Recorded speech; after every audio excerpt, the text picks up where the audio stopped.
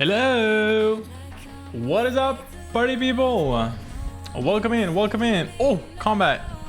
You didn't get me on that bonk. You didn't get me on the bonk. Sorry about that. But you came in first. Something happened with the timing. We don't know what happened. The alerts are not working. They're all broken. All the alerts are broken. Amazing, amazing. We love when the alerts are broken, guys. Welcome to Twitch streaming. Welcome to Twitch streaming. Do we not have overlays on? Hello, Peach. Wake up. Oh my god, we have no overlays on. There we go. What is going on? It's a disaster here. What else am I missing? What's this? What's this? What's this? Oh no, okay. Okay, we're good. Plugging speakers into the monitor is the hypest thing right now, Brett. Let's go. Wait, we're getting raided at the same time? Are you kidding me? Thank God I... Oh my god, thank God I fixed it right in time for the Dapper squad. Let's go, baby. Pepe D's in the chat, some Dapper emote. Can we get some more Dapper emote spam in the chat right now? I love it. I love it. Welcome in. Dude, Dapper, what the heck, man? Thank you so much for the raid, bro. I really appreciate that. How was your stream? Let me make sure we get a nice, beautiful shout out for the one and only Dapper. You've been grinding a lot of Call of Duty, dude. Have you been liking it? You like the new one? Because I know a lot of people... I mean, no matter what game... No matter what game people are playing these days, there's gonna be complaints. There's gonna be complaints. Am I right? There's always complaints. How's your stream? Welcome in, everybody. How's it going, guys? We just got this party started, so let's say hi to everybody. Vanessa, thank you so much for the 7 months. I really appreciate you. Thank you for being here and for all you do. Sweets coming in with the tier 1. I appreciate you. Thank you very much. And PT Blue coming back for 10 months, baby. I really appreciate that. Blue, thank you, man. How was everybody's weekend? Welcome in. Let's say hi to everybody in chat. Make sure we don't miss nobody. Combat coming in first. Hello. How are you guys? What's up, everybody? The alert should be working now. If you guys want to try another channel point redemption, I'd appreciate that. There we go. Get away. Thank you. The Baby Wolf OG, welcome. Magic Hatch, Bob. Is it Bo Bandy or Bob Andy? I think I've seen you in Sweets' chat. I'm pretty sure. But I'm What's up? That is working. Perfect. The doggy emotes, we love them. I'm assuming, is that your dog, Dapper? So cute. Tell us about your dog, please. The new one has its flaws, but overall I'm enjoying the game more than Warzone 1. Okay, Dapper the Cheek Clapper.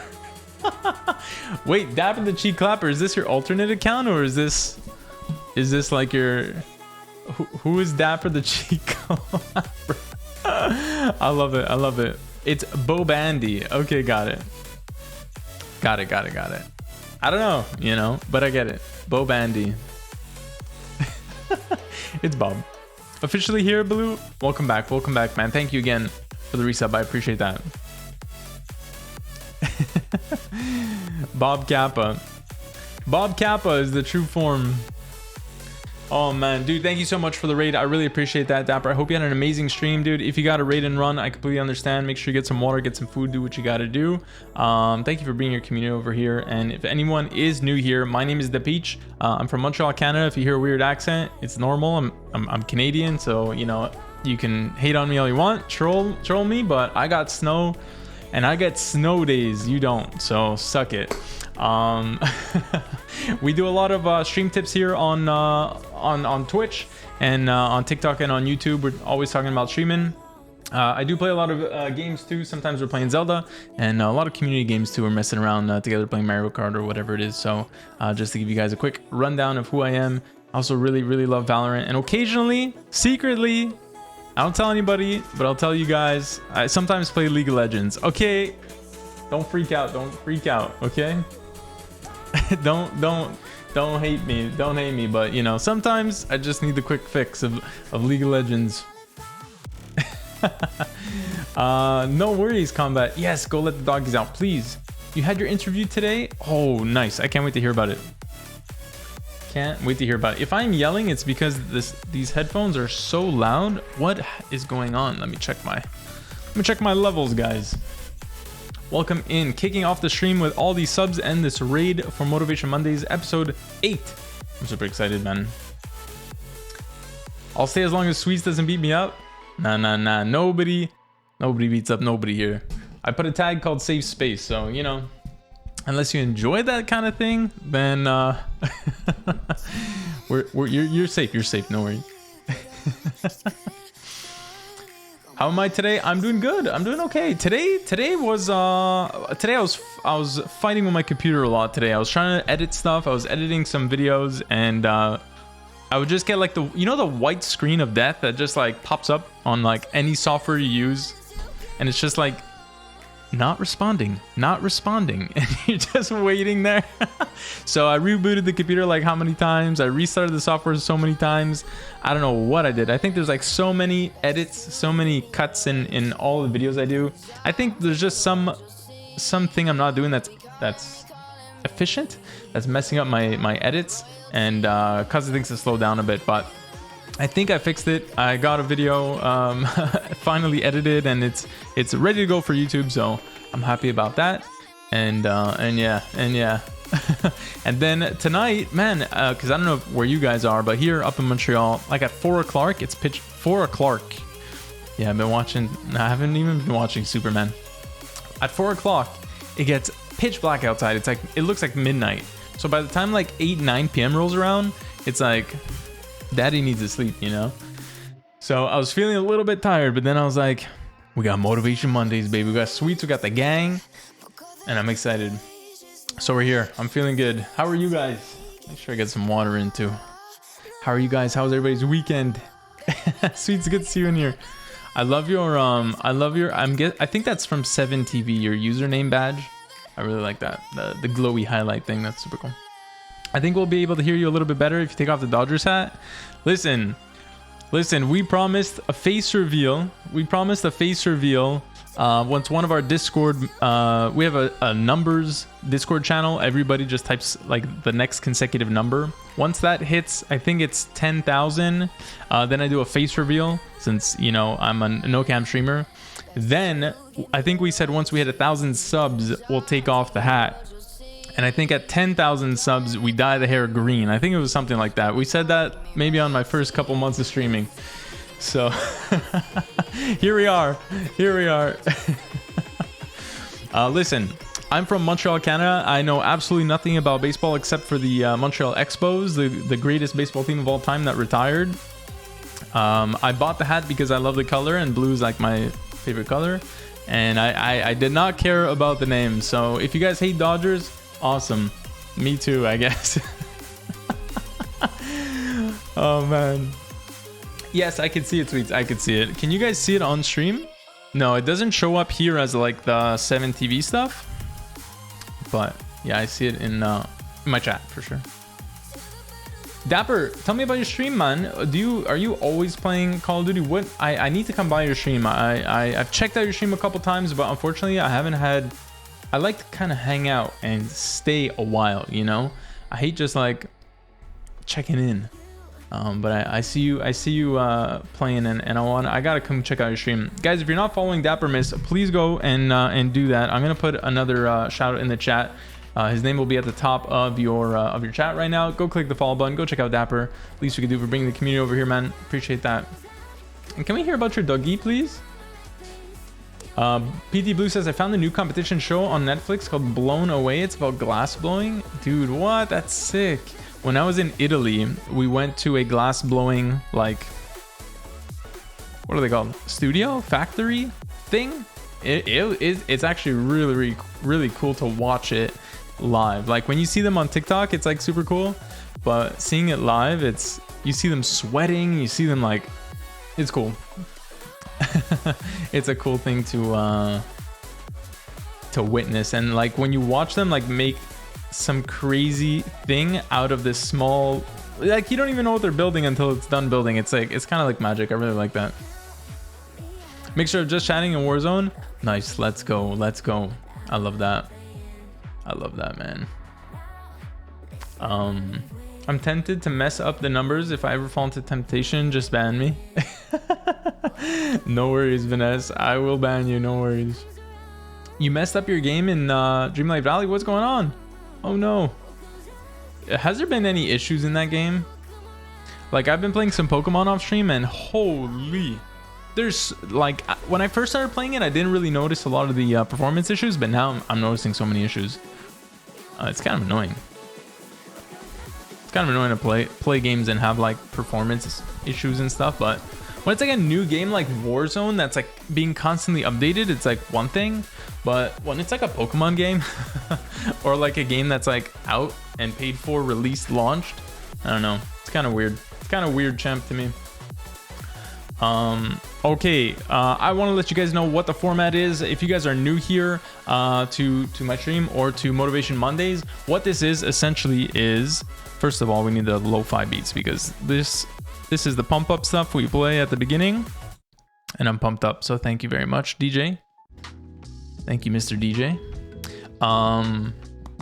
Yeah, so if you guys are new here to Motivation Mondays, what I do here is essentially I bring on a different streamer each week to interview them, get to know them, learn about their story, their history, their journey, and all of the successes that they've had as a creator, as a streamer, and you know, we talk about the struggles too, because I think it wouldn't really be the same if we just talk about all the good things that go on, which is super inspiring, super motivating for you guys, hopefully. But doesn't really reflect the true nature of being a streamer, being a creator, which can be really, really, really hard. And honestly, let's face it, if anybody has streamed, just trying to get your stream started and set up, OBS and all that stuff is a headache, right? So let's not, we didn't even get to the rest of it yet, right? So it is a struggle, and I feel you on that. We feel you on that. So it's kind of my I feel like it's like an important piece to bring that out and talk about that as often as we can, because I want to remind you guys and include myself that it is not an easy thing. It is not an easy thing. So if you guys are struggling, don't worry, because you're not alone. And whether you're struggling, you know, with the mental, with the viewership, with you know, money, if you're trying to make this like a part-time thing or a full-time thing, whatever it is. Don't feel alone, because you're not, and we go through it. So hopefully these episodes, and by bringing these creators on to this streamcast, I've been calling it, helps you guys to feel a little less alone, and to get a little bit inspired, maybe a bit educated, as we reveal some tips on how to get through the struggles and how to make more successes happen. And what I do is, normally we talk around for like 60 minutes, but honestly lately the calls have been going so good, and the people that I've been bringing on, we've just been vibing so well. Like I don't know if I would ever bring someone on that like I wouldn't vibe with, or that is not like talking well, because to be a streamer you need to talk. You know, so I think anyone I would bring on, we're gonna have fantastic conversations. So they normally go a little bit longer than the 60 minutes, but we usually go into a little bit of the history, like I said, the successes and struggles, and we'll be around that 60-minute mark, and then we're going to go into around 20-30 minutes of Q&A. So if you guys have questions about, you know, streaming, about content creation in general, if you're just getting into it, want to get into it, want to quit, whatever it is, you can ask Sweets, tonight, our guest, or you can ask me. If you have like a specific question about the guest's journey, then feel free to ask, and I'll open up the Q&A towards the end of the call, and I'll let you guys know when that's live. So stick around for that. But during the call, we're going to be pretty much focused on the call, on the interview, because we're going to be recording it and we're going to post it as far and as wide as we can on YouTube and TikTok and things like that. So to help other people that are not able to make it to tonight's stream. So I feel like if we're more focused and engaged, we get a fantastic conversation out of it. You guys get a little bit more out of it. And then if you guys miss any pieces, you'll get to see some awesome moments and clips on the YouTubes and TikTok after that. So yeah, so if you guys are here right now but don't think you'll be here for the whole thing, please check out my TikTok and my YouTube so that you guys don't miss it. And yeah, I think that pretty much covers it. TTS is going to be off, so in advance, I appreciate any subs or raids or anything like that, but there won't be any alerts, there won't be any TTS, any channel point redemptions won't go off. So it'll just be me and Sweets tonight. Okay, I think Sweets is ready too, so we'll get that going. We'll fire up TikTok live and we'll get that going. Even Pokemon Unite is having issues lately. Wait, really? I feel like that game's been out for like over a year. How's it still having issues? So much lag on the main screens, selection screens. Oh my god. Brutal, dude. I hate that. Especially when it's been out so long. Party time. What's up? Welcome in. How are you? So good to see you. Combat. Welcome back. Welcome back. How are the doggos? Cool. I think that we covered everything. If anybody has any questions, ask them now or forever hold your pizza. And yeah, make sure you get some snacks, get your water. Sweets, make sure you get some water too. I think I remember last call when I was with Raj, he was like, I completely forgot to drink any water the entire time. And yes, you have to talk, Sweets, preferably. preferably. This is all about you. We wanna hear and learn about you. And I don't know if anybody from Sweets' community is here. I know Vanessa is one of your mods, but this is a great, fantastic time for your community to learn a little bit more about you, you know? Just pour yourself a glass. Dude, I got a whole like 2 liter. Look at this thing, bigger than my freaking head. Yes, the interview. It went well. It was in person. She said she would have an answer for me by the end of the week. Let's go, Combat. That's amazing. That's amazing. Good for you. I'm really happy to hear that. Hopefully like you like it too. A lot of people, they like when they go to the interview, they think like, oh, if they like me, you know, like you're always worried about if they're gonna like you and want you. But you also have to think about like if it's a good fit for you too, you know. There's been some companies where I did an interview and I was like, this is a weird place. Like I don't think I would fit in here. I don't think I would work well here. I don't think I'm gonna really like the job now that I understand more of what it is. I think if you're applying to like the same type of job, then like you know what to expect, right? But if you're applying to like different random type jobs, sometimes I find like that there's some job postings that they're like, oh, this is what it is, and then you get on the phone and you're like, no, it's actually like more like that, and then you're like, I got debated. So I don't think I'm gonna go this route, you know what I mean? And then when you start considering like money versus what the work is and all that, you know, it's like you also gotta figure out if it's right for you, you know, because what I learned, you know, after a while of working is like it is a mutual relationship between the business and you know, like you are agreeing to give your time and work and experience and they're gonna give you money. So it's not like they own you, you know, we're not slaves or anything like that, which at the beginning when I first got out of school and I was working, even while I was in school, it was very much like, oh my god, my boss is gonna kill me if I don't do this or blah blah blah, and if I ask for a day off, it's gonna kill me. It's like, dude, no, like I can't come in today. Like deal with it, man. It's the company's problem, you know what I mean? So I hope anybody out here that's working or looking to get into work, it's like you gotta realize that we're not slaves. We're putting in the work and we're doing our part. So all I had to do was wear a nice top, but could wear comfy pants. Nice. Okay, so it's virtual, but I really love what she described the position to be. So I'm really hoping to get this position. Nice. And is it still gonna be like in the veterinarian technician space for you, Combat? That's super cool. It is super important, Sweets. I mean, if you're not enjoying the environment, if you don't like the place you're at, if you're feeling like you're a slave to the place, I don't really have a better word for it. It's not really a slave because you are paid. You know, you're not doing stuff for you're not forced to do anything, right? But it kind of sort of feels that way. Like I learned at my last job that you really got to push back. A lot of times people do not push back, and I learned of this term called managing up, and like it was new to me, and I was like, what does that mean? And when my boss would be like, Peach, I need this, I need that, this report, this, that, this thing, we got this project, we got this thing coming up, this workshop, this event, I'm like, huh? Ain't nobody got time to do all this stuff. So like managing up is like yo boss, remember when you gave me this, and this? Like that doesn't work, man. I need more time. And then you just kind of, it's like, you know, telling the truth and managing your own workload and stuff like that. And then you're like, oh shit, yeah, okay, let's do it next week then. And it's like, oh, that was that easy. It's like we're not little kids, you know. We're adults here, being in a workplace. So it's like a give and take.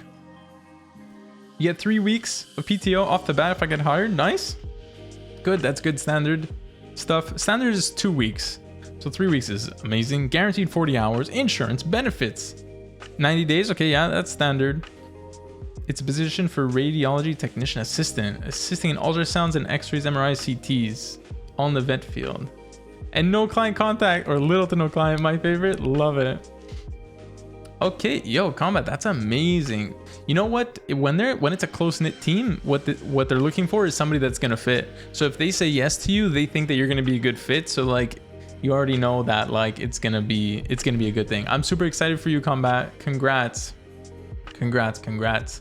And PS, the benefits thing, the 90-day benefits, if you need benefits earlier, don't be shy to ask for benefits on day one. I've seen it many times. I was close with the HR team at my old job, and like I've seen it a bunch of times. And even when I was hiring for people that were working with my team, you know, sometimes they would ask for benefits on day one and we would give it to them. Like usually that's just like we don't want to add them into the system in case they're gonna leave after a month type of thing, right? But if you really think that you're gonna stick around and you're gonna like the job, just don't be shy to ask for it if you need it. You know, some people don't need stuff like that. So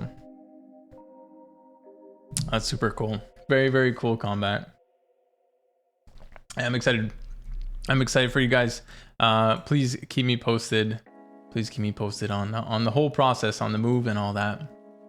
Okay, guys, it is 9:30. Let's get this party started. Sweets was and is in the chat, so I think she is good to go. Let's get this party started. We're gonna go into a quick loading screen. I'm going to bring in Sweets. That's what I'm gonna do. We're gonna turn on TikTok and we'll get this thing going. Actually, let me turn on TikTok right now, just to make sure everything is good there. Please hold. I'm calling it Stream Growth Tips with Sweets. Hope that's okay for you, Sweets. If it's not, my people will call your people. Gonna lurk. Oh, thank you very much, Combat, for lurk. I really appreciate it. You didn't have anything prepared for the party, dude. I told you, bring your food, bring your snacks, get your drinks. Okay, before I forget, Sweets, you were asking me about TikTok Live Studio CPU.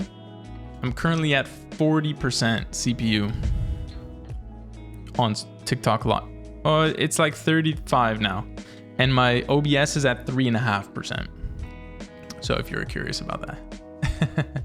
Okay, are we live? Are we live on TikTok? Let's just double check before we get going, because we want as many people as possible to know that we're interviewing Sweets. All right, I see myself here. We're good. That is working. All right, fantastic. Love the festive Pikachu. I had to. Well, we put up the Christmas tree last weekend, and I found some goodies. And then, oh, you can't see it now. Oh no, you can see it now. There's the little sock. It's kind of hard to see because it's dark, but yeah. Okay, thank you very much for the alert, Combat. I really appreciate it. Let's get this party started. Let me go into a quick loading screen, bring on Sweets, and we'll get going, okay? Thank you, guys. Whoa. Leaks. I pressed the wrong button. All right, everything got leaked. all of our DMs got leaked. There's nothing in there. It says, "Are you ready?" Yes. Woo. All good. No leaks here. All right. I'll be right back, guys.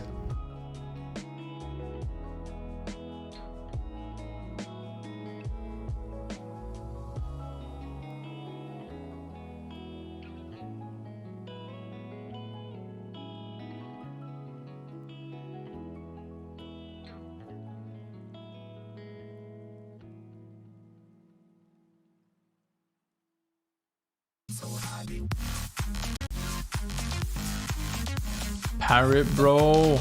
I freaking love you, man. Thank you so much, dude. I really appreciate that, man. Holy. Dapeach boom. You don't have a place to stay? Dapeach boom. You can't stay here.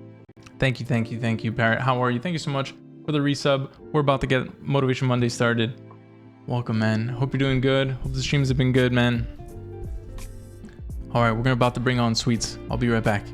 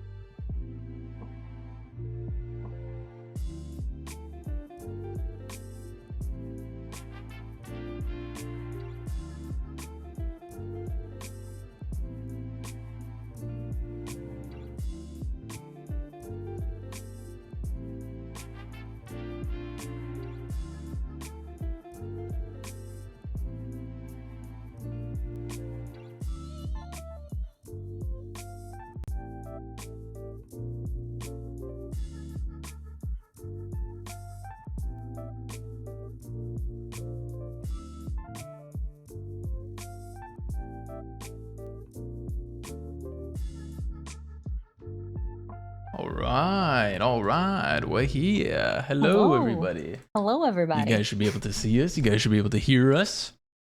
Everything should be working. And let's go to this mode over here on TikTok, and we should be good. Yeah, that looks great. I was live on TikTok earlier. Oh yeah, how did that go? Yeah. It went okay. Okay. Good. I tried a few new things, and I was impressed. I was impressed by the people that showed up. So nice. Did you try the TikTok studio? No, I didn't try that yet. I have 2 more days before it goes. Okay. It goes away, and I'm trying to, not to overwhelm myself, one thing at a time. Yeah, definitely. I just heard like a weird ding dong beep. Was that you? Was that on your side? It might have been my headphones. It literally sounded like a doorbell. No, definitely wasn't me then. It might be like Discord. Oh, I think it's TikTok Live. Is it really? I think I was at like 90-something% CPU, and it does like, it literally sounds like ding dong. Like, what? It sounds like somebody's trying to call me on Discord or something. I don't know. What a weird alert. Yeah, it's super weird. And I never heard that before, and anyway, whatever. We're fine. Okay, we're good. Oh, you were delivering me a present. Oh, thank you. Okay. Let's get this party started. Let's go. We'll go into a quick intro just for the YouTube so that everything is good to go. And then we'll get into the interview questions and stuff like that. Okay. So, yeah. For anybody that is new here or joining us on TikTok, you'll hear a little bit of the intro later. But if you guys have any questions for us, you can come over to Twitch. And we're also going to have a Q&A session at the end of the call. So come over to Twitch and ask your questions to me or to Sweets. All right, cool. I'm ready. Good. We're looking good, sounding good. Sounds should be good. Chat, guys, please let me know if sound is weird. Everything should be fixed, but things happen. All right. Let's go. All right. What's up, everybody? Welcome back to DapeachTV. Today is episode 8 of Motivation Mondays. And Motivation Mondays is a series that I do here live on Twitch every single week, where I bring on a new streamer from different categories, different genres, and sometimes even different creators. And last week, we even had an organization owner, someone who runs an esports and media org. So we might have all kinds of cool people on here. And I bring them on to interview them, learn about their successes, their struggles, all within the streaming and content content creation space. So to, inspire you, to motivate you, to educate you, and give you guys, something to relate to if you guys are feeling alone in some of those struggles. And tonight, I have someone who I've met, fairly recently through a group of friends, and I'm very excited to have her here. And let me introduce her. Her name is Sweets. She is a streamer and cosplayer that does play a lot of Fortnite, but also a lot of community-focused streams, some Fall Guys, but is usually hanging out and just chatting, like this weekend when she made attempted a gingerbread house build. I mean, it came out pretty good. It came out really good. But seeing so much success from her TikTok with over 16,000 followers and counting, Sweets has grown her Twitch to almost 4,000 followers from that, and see some great viewership, especially since she only streams 1 to 2 times a week, which is, it is great to see that kind of viewership. So I'm super excited to know more about Sweets and how she's become so successful and maintains that amazing growth. So Sweets, welcome to Motivation Mondays. Thank you for joining us. I really, really appreciate it. Hello. It's nice to be here. Awesome. What an intro. Thank you. I was a little worried because you had said that you had an esports org before me, and I was like, that's the act I have to follow up? Are you kidding me? All I do is play Fortnite. No. Just kidding. Well, I mean, it was actually cool to hear from an esports guy because, well, he had a crew of 24 streamers, behind him. Wow. So, and including himself, who he does stream. So it was nice to hear from kind of like a group, representing a group of people, right? But getting into the weeds with you is it's a little bit more. It's different, it's different. Yeah, for it sure. is. It's different. We do different things. Yeah, I'm absolutely. excited for it. Yeah, cool, awesome. I mean, let's get to the basics. Start at the beginning. I mean, like, how long have you been on Twitch? Like, have you been streaming? Have you been watching Twitch as long as you've been a streamer? Like, tell us about your journey. Okay, so probably started around COVID. I think a lot of journeys started around COVID time. Yeah. My dad had just recently got divorced, and so every Sunday I would go to his house. And because we used to go to church on Sundays, but that was more of like my mom's kind of side thing. So to keep him company on Sundays, we would just watch YouTube together most of the morning. But we kept watching SS Sniper Wolf. And he goes, you could do this. You are so similar to her in just certain aspects. She has way more confidence than me. But it comes. Yes, exactly. I've been a gamer since I was a wee kid. So I had 2 older brothers, so I didn't really have like dolls to play with or anything. I had video games to play with. So nice. So it was just a natural integration. And I had seen Twitch before. I don't know if I had watched like kind of not the right streamers, but I was like, this is kind of boring. I don't know if anyone I don't understand what the viewers are looking for here. But I realized later on, it's like you have to find the right streamer, I guess. Yeah. Very true. Very true. Yeah. Okay, cool. So then, I mean, so wait. We got to back up here. So since you've been playing games as a kid, what was the first game that you remember playing? Oh my God, you're going to age me. Don't ask me that question. Just kidding. The first game I remember playing was on Super Nintendo, and I was playing Street Fighter. Oh my God, nice. And I was Chun-Li. The best. Yes. I love that. I love something when Chun-Li about came those in. Kicks. Yeah, seriously. Did you get the Fortnite skin when she came in the Fortnite store? Oh yeah. Yep. Yeah. That's one of the cosplays on my list too. So. Oh, nice. Very cool. Yeah. I'm excited I've been keeping tabs on the Street Fighter series, and there's a new one, the Street Fighter 6 coming out, so I'm excited to see. I'm really excited about it. Isn't that the one that's kind of like open world? You can do community with that too. So I might be doing some community customs with that. I'm like have that on my list of things to do. Definitely. That'll be super fun. But yeah, man, Super Nintendo, my God, I played so much. What was your Super first Marios. game? I can't remember. I played computer games. I was playing The Sims. I was playing Super Mario, I even remember playing Jeopardy on the Super Nintendo. Isn't that so weird? You played. I didn't know that was an option. Yeah, I remember playing that. I remember my family being into all kinds of trivia games and stuff like that. But Mortal Kombat. Definitely a lot of Mortal Kombat too. Oh, More than Mortal Street Kombat. Fighter. Yeah. Your parents let you play that at a young age? Yeah, you know, it's just ketchup. It's not blood. I like that. Yeah, I like that a lot. So, okay, cool. So hanging out with dad on the weekends, he's telling you get into streaming. So like what was the next steps for you? Like what, know? I ended up getting a PC. We built it. Nice. And then after that, I played Genshin Impact for 3 months straight and didn't even think about streaming.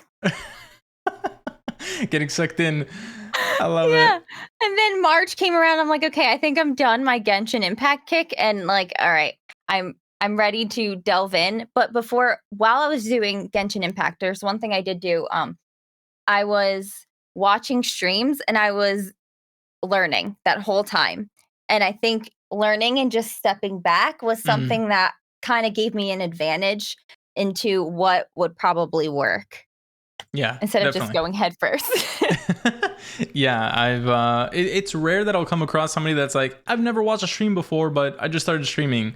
You know, I think you kind of got to be a little bit in that culture and see what it's about, you know? Exactly. Like, you can't be a YouTuber without watching YouTube, you know, it doesn't really work. Okay, cool. So you were addicted to Genshin Impact, which is very similar to Zelda. Which I play a lot of, so very, very cool. And then, so when you started streaming, were you playing Genshin Impact or did you start right away with Fortnite? No, I started right away with Fortnite because my mindset was people liked shooters, and I don't know why I thought that. And I was like, I'm good at Fortnite. I can play this and I can talk. Yeah. So I could do two things very well that most people who play Fortnite can't really do the other. They have to stay focused and be in the game. I know the map usually so well that it's like I can communicate while playing and do pretty well at it. And I think that's like a strong suit I have. Yeah, definitely. I mean, well, for streaming, you need that, right? Exactly. To be engaging with chat and stuff. Are you a mouse and keyboard or are you a controller player? No, I used to play mouse and keyboard when I was like way young, but I just, I had the computer taken out of my room and then I would stay up too late. And then so I would I ended up getting just like a PlayStation and just controller was just the gradual thing. I didn't know at first that you could use controller on PC. So I was like I was just going to get a console, honestly, but then was talked out of it. Nice. Yeah. Yeah. I mean, better performance and all that stuff going straight on PC. So, so now you're a controller player. Okay, cool. Yeah. So, no one we won't ever 1v1. I won't 1v1 you because, you got aim assist and stuff. You're pretty much cheating at that point. So that's what? That's it. All right. This interview's done. I'm leaving. Okay. Thanks, everybody. Bye. I mean, you know what? The biggest, one of the biggest, I mean, he was Call of Duty. He plays a lot of Apex now, but Nick Merckx, he's a controller player. And anyway, I don't know how he has so much success as a controller player, but he rides hard for a controller. Yeah, all of his arguments I like stick in my back pocket because I'm like, if anyone says that about me, I'm just going to pull out a Nick Merckx quote. There you go.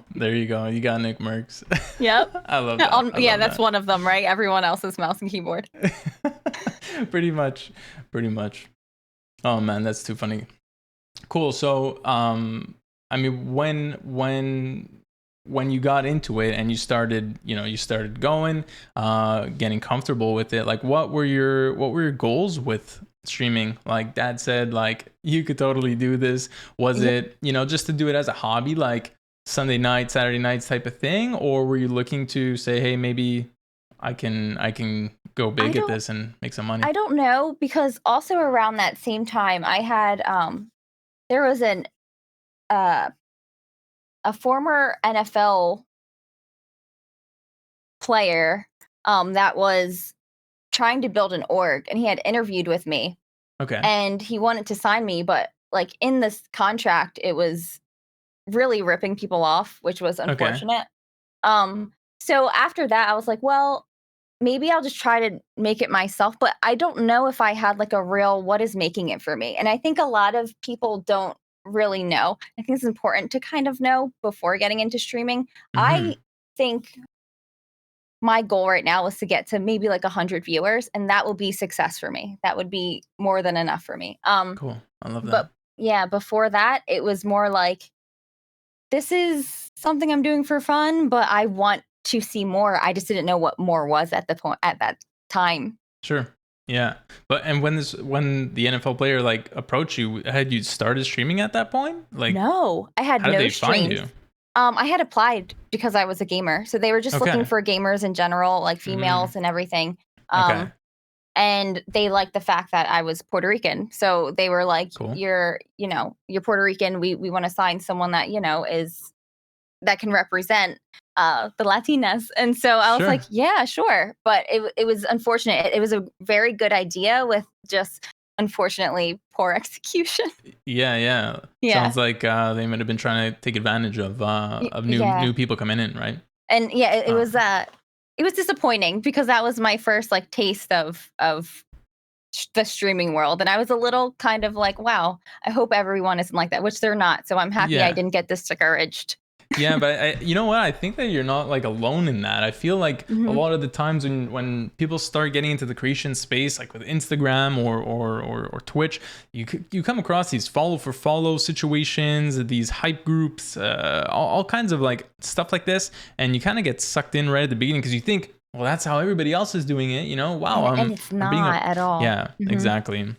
So I It's think that they're just going after like the young blood that might not know, you know. So right, right. hopefully this whole my whole platform can help people get out of that and not get Right. caught, not get caught in that. So okay, cool. I didn't know that you were Puerto Rican. That's cool. Yeah, Uh, I don't look it. It's the blonde hair. yeah, I I dye it, guess so. the only Latino artist I know is Bad Bunny from Oh. Puerto Rico. Oh, But okay, okay. yeah, I love the Nice. Latin music, Latin vibes for Oh, sure. yeah. Very cool, cool. Okay, so I mean, like you're focused with it right now, but it looks like your goal is to hit this and just be successful, like with these numbers. Are you Right. working right now? I'm working 40 hours a week. Okay, Uh, and that's why I can only stream a few times a week, right. which is can get a little frustrating, but yeah, Yeah, it's navigating that, and yeah, we'll get more into that. yeah, for sure. I mean, well, Mm. why do you say it's frustrating? I think it's when you have a passion for something, um when you can't do that thing as much and as abundantly as you want to, it can put a mental toll on you. And Yeah, it's like you come home from like a long day of work, and it's like yeah, you've been doing everything for everybody else at work, and you're like, where's the time where I can work on my passion? Where's the time when I can, yeah, put myself first and stream and do those things that I want to do to reach those goals that I want. And so that in itself can be just extremely frustrating. yeah. Mhm. I feel that. I feel that for sure.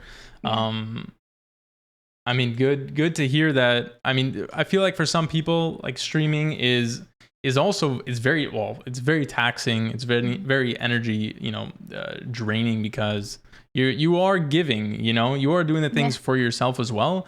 But there is a lot of giving. You're fully engaged in whatever game you're playing, engage in chat, having multiple conversations, whatever it is, but I totally get that feeling. And when I first started, I was like, all I want to do is stream. I remember even Yeah. moving.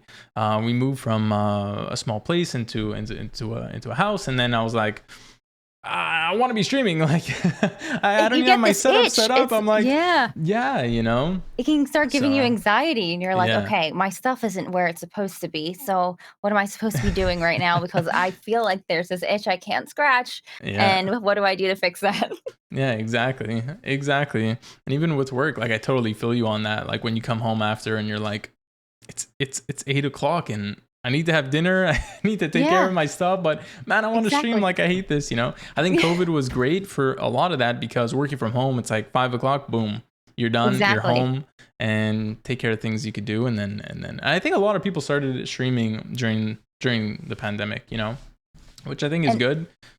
it was funny last year when I had my stream anniversary. I think there was like 3 or 4 of my friends that started streaming almost either the same day or the same week I did. So it was just funny.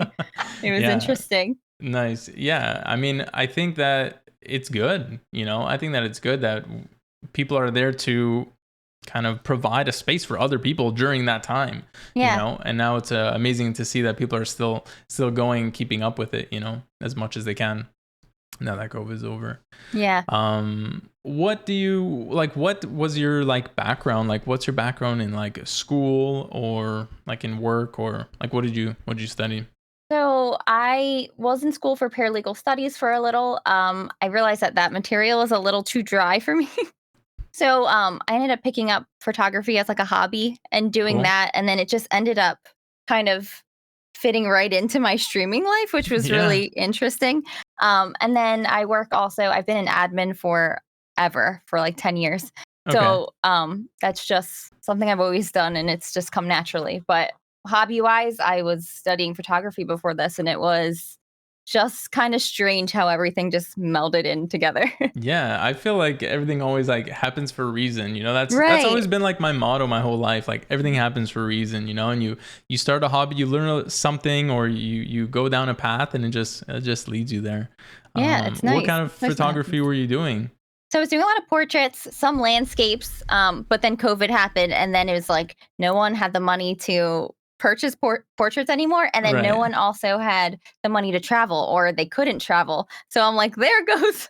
What do I do now? Yeah, I mean, at least you can keep 2 meters distance with the camera, you know. Right. You don't need to be that Yeah. close. But everyone Oh, boy. at that point thought like, okay, is this like a life or death situation? What are we doing? You know? Yeah. And so they're like, I need boy. pictures right now of my family? Not really.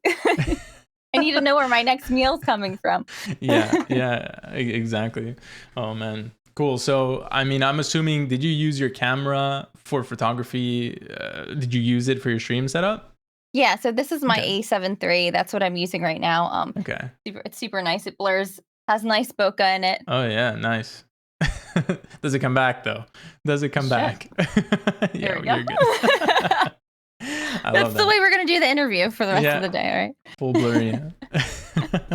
Cool. So yeah, because that was my next question, was like, what do you feel are some of the factors or like, you know, skills that you had before streaming that helped you be successful as a streamer today? I was always also I had a thing for just web design and logos. When I was a kid, I'd make Sailor Moon websites. I was really dorky. I love that. I love Sailor Moon. I would make Sailor Moon websites, and they would have like the really like the MIDI music. I don't know if you remember Yeah, what yeah, that yeah. was. And it was Oh and my like God. the cherry blossom like gifs as backgrounds. It was very for a kid, they were very theatrical Sailor Moon websites, but it was things I like love that I've that. done since I was a kid that it just again fits well with Twitch. It's like Yeah. everything that I've loved incorporated in one thing that I can just do all in one, like in my room, which is I True. don't have to travel somewhere like photography. I don't have to go to school to learn something. It's all here. I can learn it here, and it's Yeah. just nice. It's nice. That's true. And I'm sure people are wondering, when you say Sailor Moon websites plural, I mean, how many are we talking? Like 2 or 3, or like 20 or You're- 30? Listen, you're asking really deep questions, and I don't know if Hey. I can reveal those secrets. People will hold this against me. Probably like 3 or 4. 3 or 4. Okay. All right, cool. So after this, you're going to send us those website links, and then I'll They're put them on long the gone. screen after. Long gone. Did you take screenshots at least to keep the memories, or no? No, I wish I would have though. Yeah. My dad had helped me with one, but he wasn't as savvy with, what I wanted. I Sure. wanted the MIDI music, and he was like, I don't know how to put that on there. Oh, Well, man, I'll that's figure it out. amazing. That is hilarious. I love that. I think I made a few websites in Did my you? life, but yeah. What kind? All um, right, if we're spilling the tech secrets, you're gonna have to tell me. What did I do? One site was like, I just needed like a bookmarks. Like bookmarks didn't exist back in the day, Yeah. I think. And so I just wanted like a place to have all my bookmarks. So I just made a website for all my like most recent things until Google Chrome came around and was like, yeah, we can do this for you, dude. I'm like, okay. Gosh. But I That's remember also amazing. making a website for like chemistry class or something. And then, cause they were like, oh, you can make a video, or you can, and I'm like, I don't want to like film myself or whatever, at the time. Now here I am on camera all the time, but And Isn't that so funny we how made a that works website. out? Yeah, Were you good seriously. at public speaking when you were younger? I think so. Yeah, like You I were? never like when I would memorize like the oral presentation in school, like Yeah. I felt I always did bad. So I figured out a trick was to like do the research and write a couple of like tips, like not tips, but like Like bullet points. points? Yeah. Yeah. And then I would just wing it. And I felt like I did good. So I think that's kind of what translates into streaming is like, I envy you. why you had to memorize everything? No, I was just not good at public speaking. My Oh, anxiety, yeah? my face would get really red. And then at one time I was reading something halfway and then I just froze and I kind of just like walked out of the classroom. Oh my gosh. Yeah, it was very embarrassing. Oh god. I'm sure a lot of people can relate though. Public speaking is not easy. I think, I've been hearing that a lot of like introverted people are successful YouTubers and creators because you're not actually like talking to anybody. No. You're not like publicly speaking where everybody's like No. sitting in a room staring at you. So I did at one point, like in the beginning, become really self-conscious. And I still get that way from time to time. I never did it, but someone gave me really good advice that I want to share. They said, please. put a stuffed animal on top of your camera and talk to the stuffed animal. Oh, And I was yeah. like, that is genius. That is Yeah. such a good idea. True. I never did it, but if I ever feel that way again. Yeah, it's a good tip. I think it would work for sure. Yeah, I thought so. Talk to your little friends, your little Yes. buddy, instead of worrying about who's on the other side. Exactly. Very true. Good tip. Cool. I like that. So that's funny that like you felt that you were not good at public speaking and now streaming on Twitch for like over a year, coming on 2 years soon. Yeah. How was that like for you? Do you like look back on that and you're like, damn, like I'm proud of myself? I look back on it and honestly, I feel like as proud as I was, I think, I feel like back then I maybe was a little better at speaking. Only because, and I'll say this, when you're first starting out, you have to be the entertainment completely, right? You have to be the person that asks the questions. You have to be the person that, engages and tells the story. Now it's a bit easier because I can bounce off of people pretty nicely. But when Right. it was solely you, it's like you had to create, everything. Yeah. And it's funny to watch other streamers in like the categories where there's only like one or two people watching because they seem to just talk and they're not talking to anyone, but they're Right. doing really well. And Yeah. it's nice. It's nice to see that. But yeah, I still struggle with that. I mean, I think it's normal, and I've said it a few times, but there's some streamers that have never streamed to 0 viewers, and I think that it's a good thing for everyone to stream to 0 viewers and have that experience because streaming is like it's not controllable, and you expect that when you're streaming that people are there because it's something that's live, you can't, you can watch it after the fact, right? Like a YouTube video, but generally a stream is for a live interaction, a live engagement, right? When you're filming a YouTube video, you're kind of creating something to share and put out there. Whereas when you're live, you're expecting something, but when you're first starting out, you get that experience of no one's there, and it's kind of cool because you could just do what you want, be who you want. You have nothing to lose. Yeah, that's true. Very true. Yeah. But you kind of get that experience of having no one in chat and like even if chat is super quiet, but you have you have your viewers, you have the lurkers, whatever it is, you're feeling good and successful. Well, if there's no one in chat, it kind of feels like there's nobody there, right? Right. So you kind of go back into that mode. Whereas if you never stream to 0 viewers, then you're kind of like you might start freaking out. Like where's everybody? What happened? What's going on? Exactly. Whereas when you have like a default state of that 0 viewers type of thing, then you can always fall back on that if chat ever does get quiet, right? Exactly. Yeah. Cool. I wanted to ask you about your name. Where does Sweets come from? So it's derived from my real name. Okay. And it's what everyone's called me since I was a kid in high school. That's what they called me. Just growing up in the neighborhood, that's what they always called me. And I wanted something super cool because like it's always, it's very bubblegummy. And I'm a bubblegummy person, but then I get stuck into like this bubblegum box. Yeah. And people are like, no, but you're sweets. You're supposed to have this persona of being nice and bubbly and like all is right with the world and cotton candy. And I'm not like that at all, really. Okay, so you're toxic. Yeah. You're one of the toxic sweats on Fortnite. That's what you really are. Sometimes Right? I can get that way. I don't want to throw people off when they're like, wow, she wasn't very nice. Or like she said something out of character. I'm like, what was the character? This is who I am. True. Cool. That's funny because my name's also based off my name. And that's what, a nickname that I had ever since I was a kid too, so I think it's cool to just have the nickname that people are already normally calling you in your everyday life, Exactly. It just fits. It feels like home. Cool. I love that. So, I mean, when it comes to streaming, right, you started with Fortnite, you do some community stuff. What's like your favorite part of streaming? Like what keeps you coming back? Good question. So I was struggling with this recently because I was going through so much burnout that I was like, why do I want to come back? Because I had hit some pretty decent numbers and I'm like noticing that things are falling. And that's a punch in the gut. It's like, things are falling. Why? It's like, and then it just like slows you down even more. Yeah.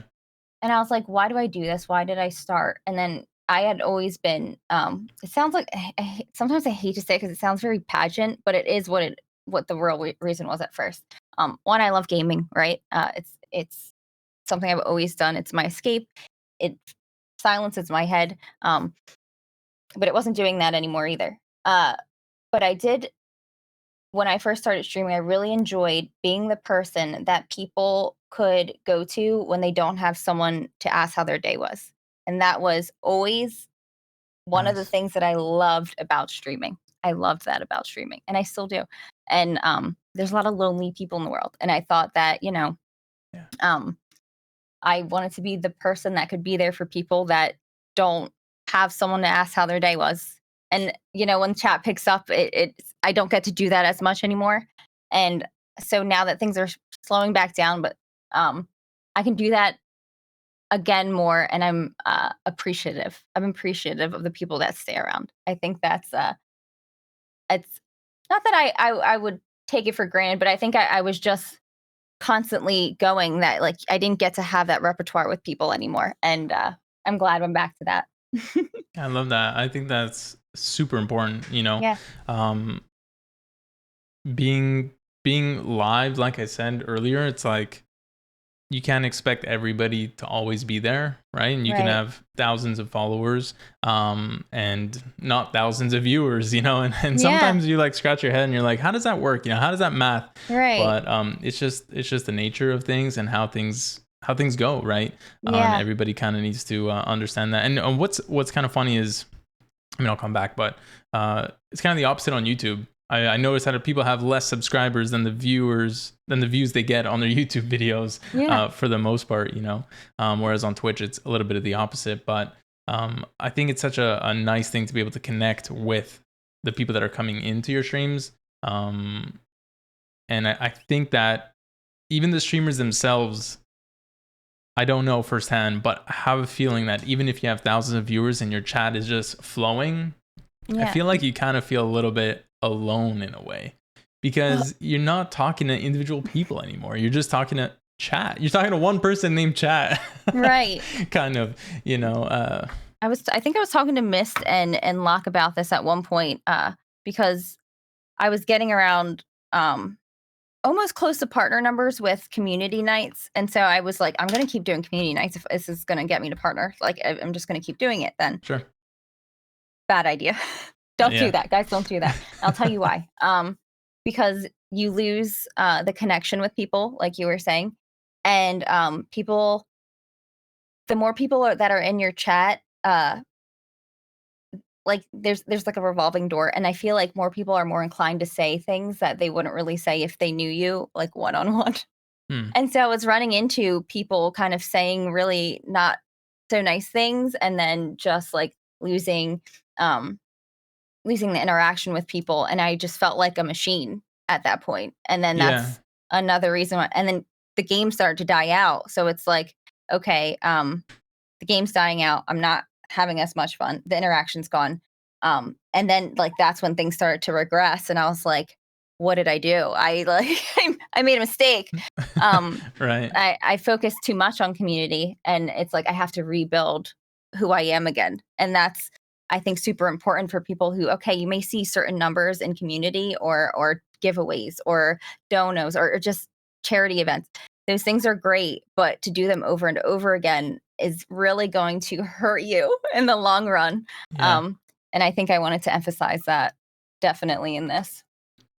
Yeah. I mean, I agree. I think that you need to be doing stuff that you enjoy, Yeah. for the most part, you know? And Mhm. I mean, everybody's situation could be different, right? Like in your case, it could have been that just the game was dying and maybe Yeah. you think that maybe you're taking it personally, right? And saying Right. maybe there's a mistake that you were doing, but maybe not, right? Mhm. Maybe it's just the game was going down, and it's like sometimes that does happen. And I've seen a lot of streamers that a new game will pop up, they'll be popping off, views up the wazoo, and then a few months later, sadly, they're just down, and it's Yep. like they're great. They changed nothing. They changed nothing. Yeah. They're streaming the same amount. The energy is the same. Everything's the Yeah. exact same, and it's like it's just nobody's playing that game anymore. So they're not really that interested or invested, right? But the people that they Right. did find and that they did build a nice community with, they stick around and they They stay, stick right? around, and it's so funny. It's the ones that are sticking around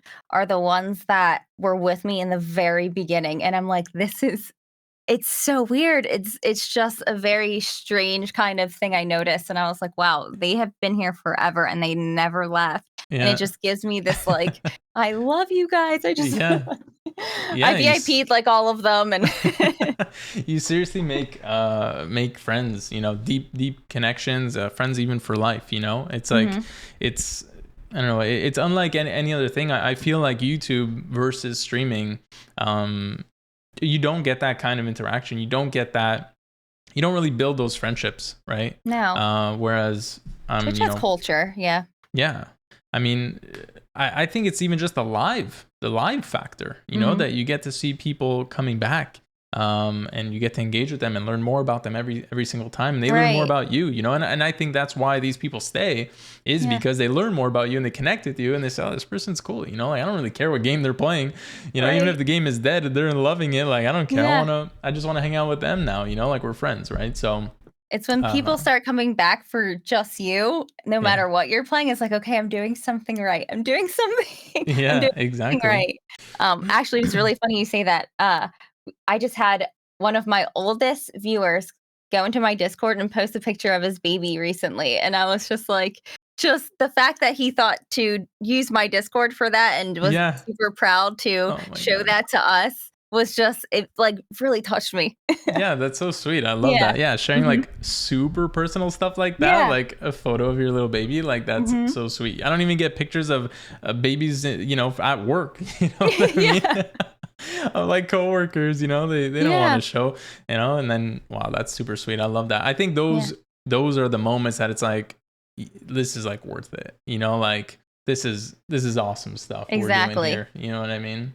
Mhm. Um, what what is something that is there something that you reward yourself with when you've hit a milestone, when you've done something that you've like done some hard work, like you reward yourself after, like, okay, once I hit x number of followers or viewers or whatever it is, like I'm gonna upgrade that microphone, that camera, or buy Well, myself a nice dinner or something. I usually I splurge too much on myself. I'll show you what I just bought. I just bought this, Oh, nice. I was gonna Elgato. ask. Yes. Nice. Yes, I just bought that. But, And I don't usually buy something for myself at milestones. I do for my milestones will smash cake in my face, and I do that on stream for everybody. nice. So every time I hit like 1,000, so I'm about to hit 4K soon. So I will have a cake smash at the end. We'll have a a party and then Beautiful. Beautiful. I hate it though. It like clogs up your nose. There's sugar everywhere. It breaks Jeez. you out for a week. It's great. Oh God. Oh God. Maybe next time we think of something else. I tried last time. They're like, no, it's tradition, and I'm like, okay. Oh God. What Those have I done? milestones got to start increasing though. Once you hit 5K, then you gotta go to 10K. Yeah, you to know? 10K. I think Come that's on, what I please. might do. Oh boy, and how's the new Stream Deck Plus? The Are you Stream liking Deck's amazing. I like the fact that you can stack. On the dial, so I can like put the volume on on like my Google Chrome, and then Okay. on the same dial, I can add my music on my Spotify, and I can just like switch it up and down. It's nice. I like That's it. cool. I like it. Cool. Highly And recommend it. you have a regular Stream Deck too? Yeah, I have a regular Stream Deck, so it just adds more buttons to my life. I don't think there's enough buttons Yeah. on this thing. Yeah, I That's the agree. only thing I'd complain about. Which one do you have? The 15 button or the small one, the 6? The small one, small one. Mm-hmm. Okay. Because there's 3 sizes. There's small, medium, and large. Hold on, I'll show you. Just show you. count them. This is my small guy. Okay, yeah, that's the 15. I just redid everything. Puns. Yeah. Nice. That one too is the one I got, and I'm like, man, it's way too small. You know. Yeah, you gotta get the big one. But it's part of it. It's part of being a streamer. Yeah. Cool. What is the we were talking a little bit about kind of some negatives and stuff. What is, continuing down that path, what is the hardest part of streaming for you, and like how have you solved that, or what do you do to make it easier? So there's a few things I struggle with that I've been noticing. I have ADHD, so I struggle with just remembering things that, like, before stream, all of a sudden I'll remember a million things that I had to do. So like all these alerts that I had to fix or whatever, I had probably ample time to do it the day before, but instead I was working on other things that I completely forgot about. So for me, it's just like that struggle of trying to remember all the things I need to do. Also, mentally, it's can be difficult to be a streamer. I think it's you have to understand that it's just things fluctuate. It's broadcasting. It's just what that is in general. Your numbers are going to fluctuate, just like whatever news station you watch, their numbers fluctuate. They won't tell you that, but it's true. That's why they always try to pick up the really awful stories so that their numbers go up. True. But it's trying not to get into the mindset of numbers. And the way I combated that recently was I haven't been looking at my numbers at all this month. I know they're down, but I'm going to look at them as a whole at the end of the month, and nice. And I think that's going to be a lot more beneficial. And just like it was such a difficult thing once hosts and hosts were gone on Twitch, because that was a lot of what was bringing in a lot of people for me. And so for me, I was like, hey, where do I get these numbers from? Like, where do I, the door's ever revolving. How do I replenish those people? Because they're gone now. I can't, I'm not, unless I'm paying for, myself to get a hype train, which I'm not going to do. I'm not going to be put out.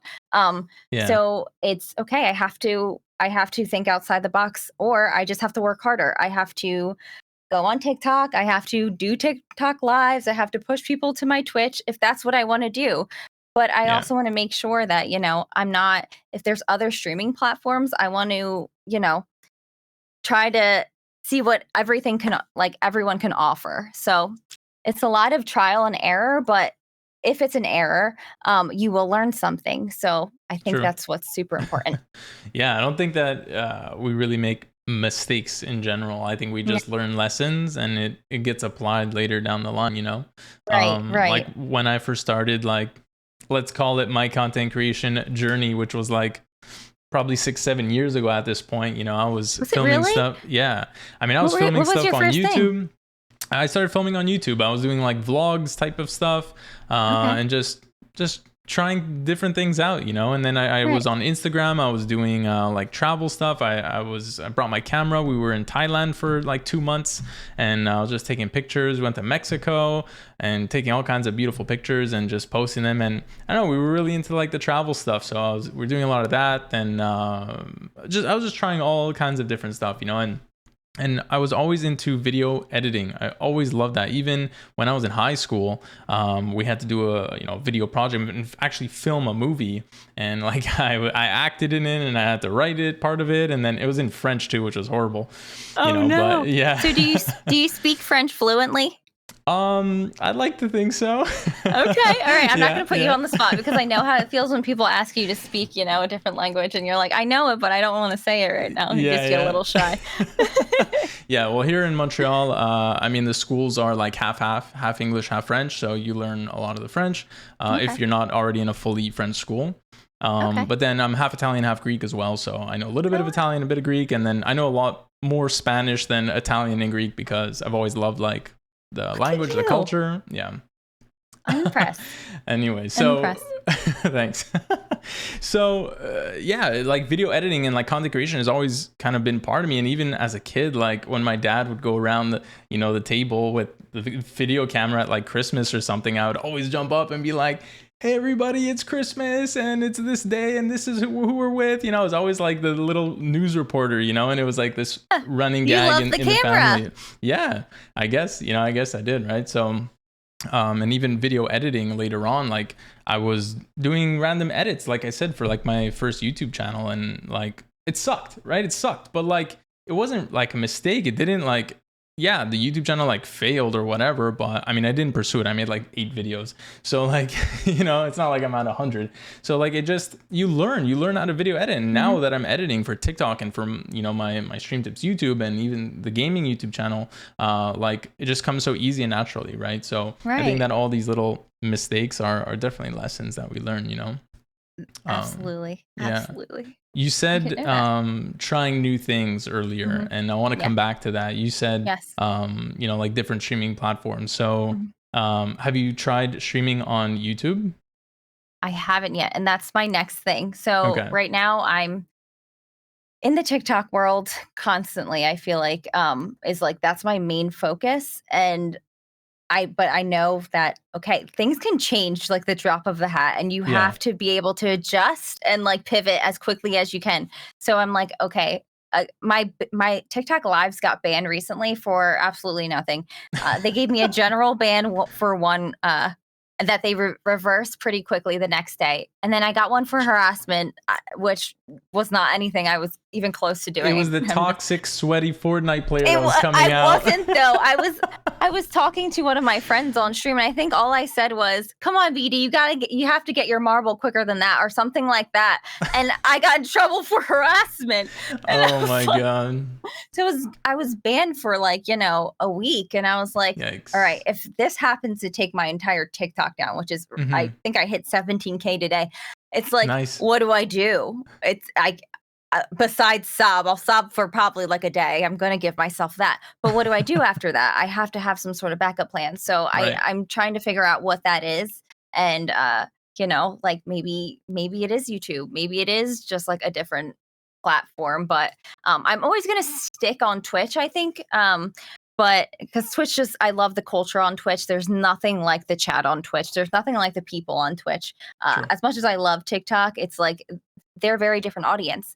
They are very, I can do well on TikTok lives because I know how to keep them there. I do it with like incentives. Like I'm like, if you like my TikTok live, I'll play in like an inflatable shark outfit, and I'll like play Fortnite in my inflatable shark outfit after like we get to a certain, but they want something for their time. Where Twitch is like very like they just want to watch you for you. TikTok is like, okay, no, like I'm here. What are you gonna give me? Yeah. Yeah. Dance monkey, exactly. Exactly. Yeah, I know what you mean. But are you posting a lot of stuff that you post on TikTok over on your YouTube, like YouTube Shorts? Once in a while I will. I've got a lot of hate comments on YouTube, so I don't understand. Someone had even told me this isn't the kind of content people on YouTube want. And I was like, okay, well, I can get that. I can understand that. But then the next day I posted something and I got 5K on a reel. So I was like, Yeah. I don't know. I have to, again, what I do when I don't understand what a platform is I'll take sometimes a little too long. I think like a month or so to kind of understand what is popular on there. Like for TikTok especially, I had no idea. It wasn't until I started my TikTok that my Twitch kind of gained, and that was because I had I started a TikTok account and I was liking things that I thought were something that I would want to see, and then I'd keep getting fed that. And then after a while, it's like, okay, I think I know what to post on here, and I know what hashtags to use. My first video got like 5K, and then Nice. I gained 200 off of that. And from that 200, I gained a pretty decent community. So it's Nice. like, if you don't know what the platform is, just take your time. There's no rush. There's no rush. Just like make sure that you wait, see what's popular, engage and around you, see what you like to see, write that stuff down, and then like start. True. Yeah. Mhm. I mean, I see what you mean about like the YouTube and TikTok having different worlds almost, even with Twitch, yeah. right? Mm-hmm. And even Instagram, like, you know, some stuff just it does weird, and I see it all the time. Even like on Twitter, I think it was even this week I saw someone saying like, I posted this on TikTok, got 50,000. I posted on YouTube, it gets like 100. You post it all on different Instagram, audiences. you know, They're all it's different. weird. But I They're think that different beehives. yeah, but I think that the algorithms too are not sure of what you're doing and what's going on, right? So like you also need to feed it a little bit to Right. teach it, right? And that's what helps with like the hashtags and stuff. So like on YouTube Shorts, even me too. Like I get hate comments. I've seen all kinds of hate comments. You know, like Right. I just started the Stream Tips channel over on YouTube when it was already doing well on TikTok, and like people coming to me on Twitch and we're chatting and stuff like that. And I even to this day I get comments like, "Oh yeah, you're what are you gonna do with your 20 subs?" You know, it's like, bro, I just started my account. Like, do you not understand that Yeah. I'm on Twitch? I'm on TikTok. Like things like hello, like you know what I mean? Yeah, I get those comments a lot on Instagram, and they're like pretty much the same thing. It's just Yeah. like, you have this many, like, what do you think you're I don't think that at Yeah. all, but I am trying to manifest something out of this. Exactly. You know? I mean, we all have to start somewhere. Number one, and number two, Right. every time you click on that person's profile, they have like 0 followers. So it's like, Or who are you? yeah, You know? their profile isn't even real, or Mhm. like their icons are just like something that isn't even, it's like an anime character or something. Yeah, that's so true. But I think that I think the haters are the ones that they are just they're not successful themselves, right? Because you're never going to see a successful creator, like someone that you look up to, like a example, like in your situation, like you play a lot of Fortnite. You'll never, if you post a Fortnite clip, for example, you're never going to see a Fortnite streamer or creator come at you and be like, "What are you doing?" Because they were there, not, right? and they got that success, right? It's always going to be the ones that for me, I think that if they are judging others, it's because they judge themselves very harshly, and they just want to bring people down, you know. So I think we should take a lesson from you, which you did on your last Instagram post, which is respond to the bots, respond to the hate, you know, respond to the toxic, and just feed the engagement and get more, you know, just keep posting, man. Oh my gosh, I've always said that, and I didn't realize people were like, because you caught that, miscaught that, and everyone was laughing at me, and people laugh at it, but I just didn't realize, like, I guess how funny that was. Yeah, I think it's good, you know. Why not? If we're gonna get engagement, even if it's hate, I just respond. Always respond to it. Yes. You know, no problem. Thank you. I appreciate the criticism. Whatever, you know. And at the end of the day, for anybody out there like listening, if you're getting criticism like that, like it's very hard not to fight and fire back, you know, at these idiots, right, on the internet, who would never say that to your face or to themselves or to their best friend, right? So just forget about them, right? Like you need to care about the people. You need to care about what people think, but only from the people that you actually care about and that matter to you, right? It can be hard sometimes. It can be hard sometimes. You'll feel like that anger rise in you, and you're like, okay, this person is probably 12 years old. Yeah, maybe. Yeah. Which banned on Twitch, by the way, if, you know. But I think that for streaming, for content creation, when you're putting your face out there, you know, I've never tried it with like no cam streaming or no cam content, but I think that when you put your face out there, the content is you. It's so personal. It's so personal. It's like you're trying to build a community because and you want people to like you for you. And then when you get those hate comments, it's like, dude, man, like that's a hit on me personally, right? Whereas if it's just like your work or your thing, it's like it's not as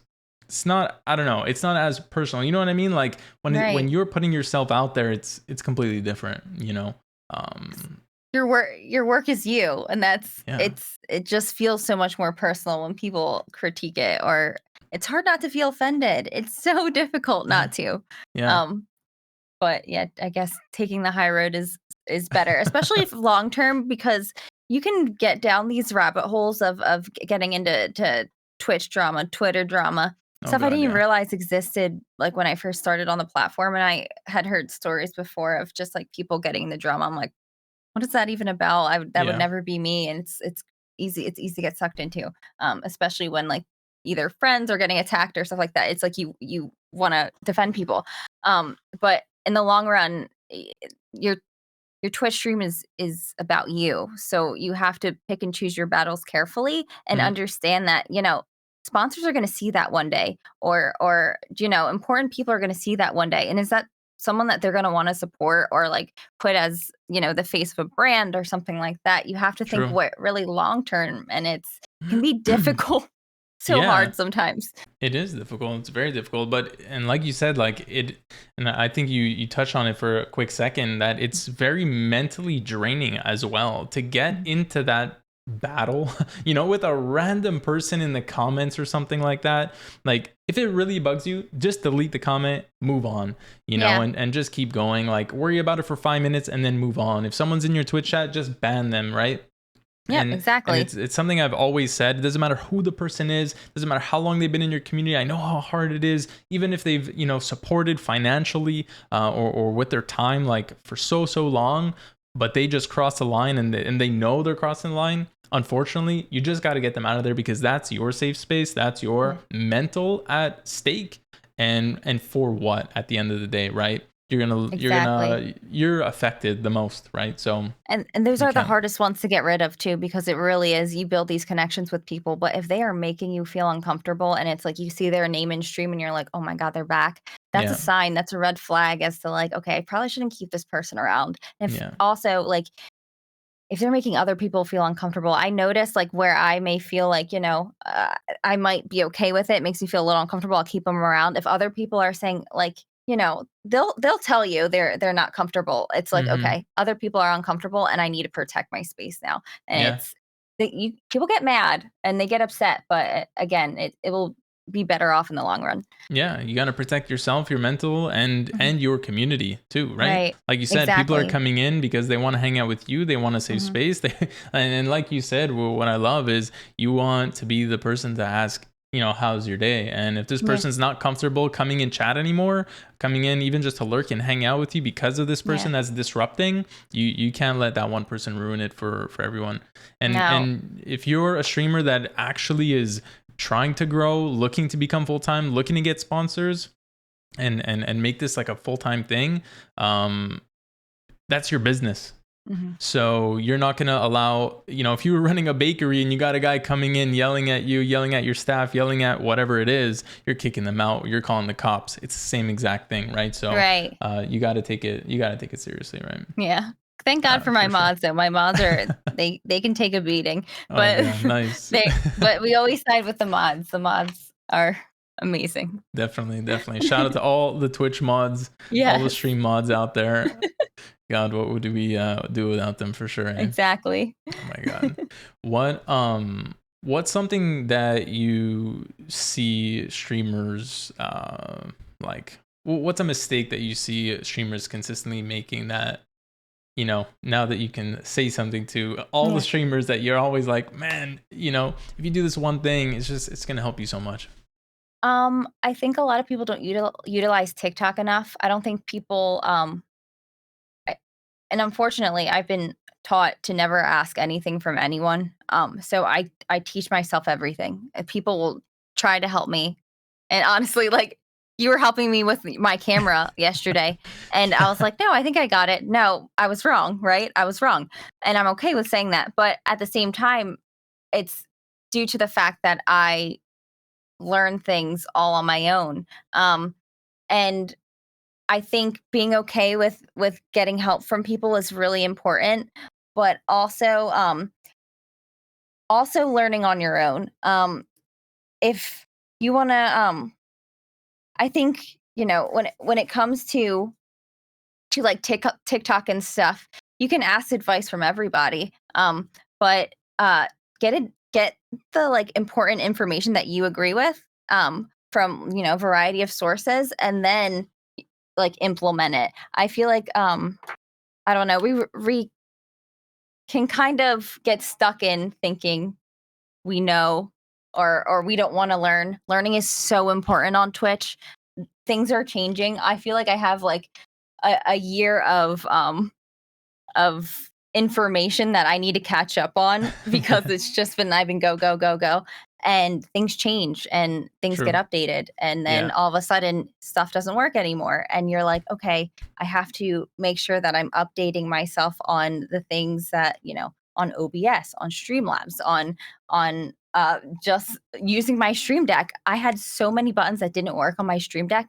It's like, okay, it's a year now. You have to upgrade and get yourself together, girl. Yeah, and get with the times for sure. Yeah, for sure. exactly. But I think it's you're talking like technical stuff, but I think it's even more of that, and I think that that's where you're going with it, is that it's like even the metas, of like what's going on Twitch, what's working on Twitch, what's working on TikTok. Like at one point there was a whole thing of like 7-second TikTok clips. Everybody was just posting 7 seconds, and then TikTok's like, okay, enough of this, no more 7-second TikTok clip, which I still see 7-second TikTok clips blowing up. I don't understand, but it's like, Yeah, you're right. You got to kind of like see what's going on. You got to kind of learn it for yourself, and you got to do it. Like you said even earlier, it's like take a chance to learn the platform, take a couple weeks, a month, whatever it is. But then you got to dive into it, because you're not going to know what works for you, what doesn't work for you. And maybe you're not even going to like that thing, right? And you just got to try it for yourself. Otherwise. Yeah, there's definitely times I've been like, oh, I think I'm going to like this. And it's been like, oh my God, this is the worst decision of my life. Especially with like playing games. I think I had played, there's this one game, the Goose Stock, or I don't know. My one mod had wanted to play it with me. We were so gung ho about it. I'm like, yeah, let's play it. And we were 4 hours in, and I don't even stream for 4 hours usually. And I was like, I hate this. I hate this game. But I wouldn't have ever known that before. Yeah, it's true, and it happens. Like it's just part of it, right? Like there's some games that I love that I've tried streaming, and I felt like I didn't like it. I didn't like it while I was streaming it, because it's a different environment. When you're just playing it on your own or playing with friends, it's one thing, or doing that thing. I mean, we always talk gaming when it comes to Twitch, but there's the art creators, there's the cooking creators, there's all kinds of creators, right? But when you're like in this example, if you're just playing a game, sometimes it's completely different when you're streaming it, right? And at one point I was playing Valorant a lot, and for people who don't know what Valorant is, it's a competitive shooter game, and it's very like strategy, very thinking, very like very competitive, right? And like there isn't really much time to like be engaged in chat at the same time, and be playing at a at a level that you want to do well at, right? Right. And so difficult. like you kind of like take away from chat, because you're like so focused, you're so in the game. And that's what it was for me anyways, because of the way I was playing it, and because I'm like serious, I was like serious about it. I wanted to do well, right? Because I was like, oh yeah, I want you guys to see like good gameplay. But then I wasn't really engaging with chat anymore because I was so focused on the game. So yeah, you got to try the things and see what works for you, but at the end of the day, you have to be doing things that you enjoy, because like we said, like you said earlier too, you were playing community games, you had all kinds of viewership, and then things just start coming down, and it's like at the end of the day, the people that are going to stay and stick around are there because they like to see you being happy, doing things you Right. love. And, you know, it's They something like that we you as a say, person. yeah, you know, it's something that I say often, and even in these episodes that comes up often. It's like, you gotta be enjoying it. Otherwise, what's the point? You Right. know, Exactly. what's the point for sure? And I'm coming back Um, to that finally. I feel like I'm really glad I didn't leave. I'm really happy that I kind of picked myself up by the bootstraps. I was like, okay, girl, come on, get back to what you were doing. I love this. I love this. It's like even I think I took maybe 2 weeks off, and I was like, it's all I think about still. yeah. I'm off, and it's like I'm still thinking about it. So it's obviously something I still love. Yeah. It's I think for those of us that love it so much, it's very hard to not do it. Like you said, you know, Yeah.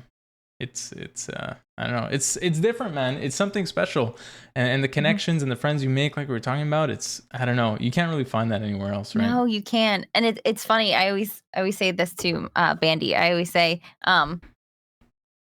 the group that we find here are almost like tailor made for us, because it's like usually we don't really gravitate towards maybe like the streamers that like just aren't like us. We always gravitate towards the ones that are who usually have a similar mindset as us, and really love this because they love this. And it's you can't find that in your neighborhood. You can't find that in your town. Really, it's Yeah. super rare and really difficult. And so when I was at TwitchCon, it was just this weird feeling of like, oh my God, all these people love the same things I love. They enjoy the same things I love. We have so much in common, and you're just someone that I talk to for 5 seconds. It's a weird Yeah. feeling. You feel this deep connection with them. And even though they haven't seen like my feet or my toes or anything like that, it's just like, I feel like I know you. I've known you for years. Yeah, that's true. Oh my god.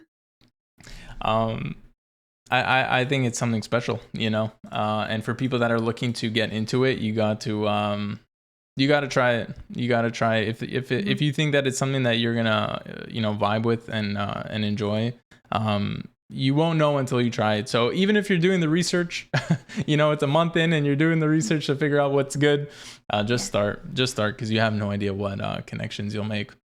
But speaking Yes. of that, what what is something that you would do if you what's something you would do differently if you had to start over again? Like for new people coming in, starting up, like what would you tell them? I would have, knowing how much I love streaming, I would have not have tried to make everything so perfect.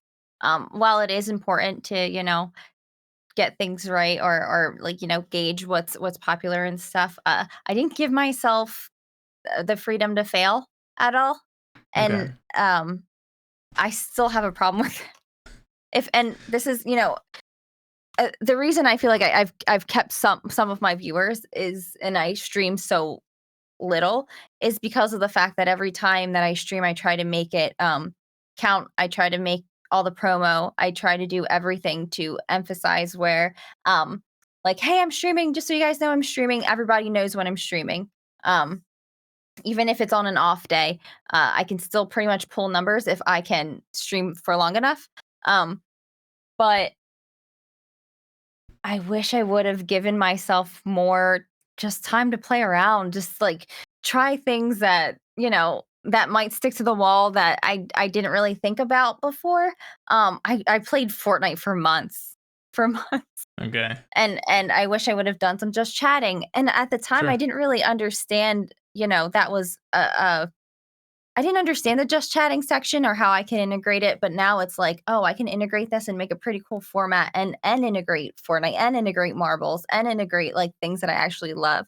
And yeah, I think it's important to try new things. Yeah, Don't I be a agree. perfectionist. I agree. I agree with that big time. Mhm. My first couple of months of streaming was definitely very I needed everything to be perfect. I needed it all to go so well, the door is closed. You don't hear anything outside, like if I need to I don't know, sneeze or something, I'm going to mute my mic, hide myself. I don't know, it was like I was if I was on TV or something, and I wanted everything to be so perfect. And you can't be yourself when you're trying to be like this perfect thing. And nobody wants that, right? No. Like if we're just two buddies hanging on the couch, you don't think, what am I gonna do, go into the next room to sneeze? Bro, I'm sneezing on you, you're my best friend type of thing, you know what I mean? Don't sneeze on your chat, Peach. Don't sneeze on your chat. I don't. I can't get the lens all dirty, But you know what I mean? You can't you can't let your personality out, and if you're trying to be so perfect. So I think they have a name for that. I think it's called a paralysis by analysis. Yeah, that's what they call it. Yes. Yeah. And I've fallen victim of that often. Yeah, I still definitely. Do. I do too as well. I think it's part of it because we're analyzing ourselves, seeing what's working. We want to keep growing. We keep talking about the revolving door, how, viewers, community members join, they leave, they come back, they leave. Right. And some people leave forever for whatever reason, right? They just might move on, no longer use Twitch, get a job, get a life, get a marriage, who knows, right? And some people even quit streaming or stop streaming because of family obligations and things like that. So you can't expect viewers any different. Stick around, Yeah. So it's just part of it that we're analyzing things all the time to see what's working, because we can't be out there in the real world grabbing them and being like, yo, come hang out, and inviting them with a phone call or something. It's just lock your stream doors. That's what you do. Then they stay forever. Yeah, exactly. Keep them in the basement like my mods. They're actually in my basement. That's why anyways. I have a couple questions. I have a couple of questions about. We talked a bit about. I think we touched on a couple things on some struggles and stuff like that. But I want to know from you what do you think is making your streams like so successful? Like, what is it about your TikToks? I know that your TikTok is really bringing a lot of people over, and we all say you got to be posting on the socials, you got to be out there on TikTok, especially shorts. What is it about you that you find is making your stream so successful? I think I know my audience pretty well. I think I know what they want. Sometimes I have to fight with myself if that's what I want also. And so in those aspects, like where I fell victim to the community events constantly, it was like those were things that everybody else wanted, but I lost a lot of myself. So I think knowing my audience was a huge one. They always say that you should be posting on TikTok very often, but I was always not in agreement with that, because I started to notice that people that started to post, multiple times a day weren't getting good numbers. Mind you, it was only because the quality of the content had fallen, right? So it's like you want quality over quantity has always been my thing, and I feel like that, like when I post something on TikTok, it's has meaning. It takes me a while, or I'll look at a trend and it like really resonates with me. I'm like, oh, okay, I can think of something funny that goes with that, or I can, put something that I think will catch the audience's feeling. And catching feeling is something that I have. I'm on Starbound, and my Starbound leader is Kozo, and he has a very different way of getting his audience to feel, and I don't know how to do that, and I would love to do that. And it's, you go into his chat and it's like he'll talk to you, and then it's like you feel like he's a brother, or just someone that is, it feels like home, because he can just pull these emotions out of people, and the way he speaks can sometimes just be so deep, and I'm just like, I want that. I want to be able to make people feel that way. How do I do that? So in that aspect is why I try to I try to wait to post to make like even I feel like my Twitter is actually probably one of my most successful platforms, and it's because when I tweet, I'm trying to lately like gauge reactions from people, and I think there are some things that I'm like, oh, I think this will gauge reaction, and then all of a sudden like a random tweet will blow up, and I'm like, okay, I was right on that one. But then there's one that doesn't blow up, and I get 10 likes on it, and I'm like, why didn't that one go as planned? Right. Yeah. Yeah. I mean, sometimes it's not even about what you did. Sometimes it just Yeah.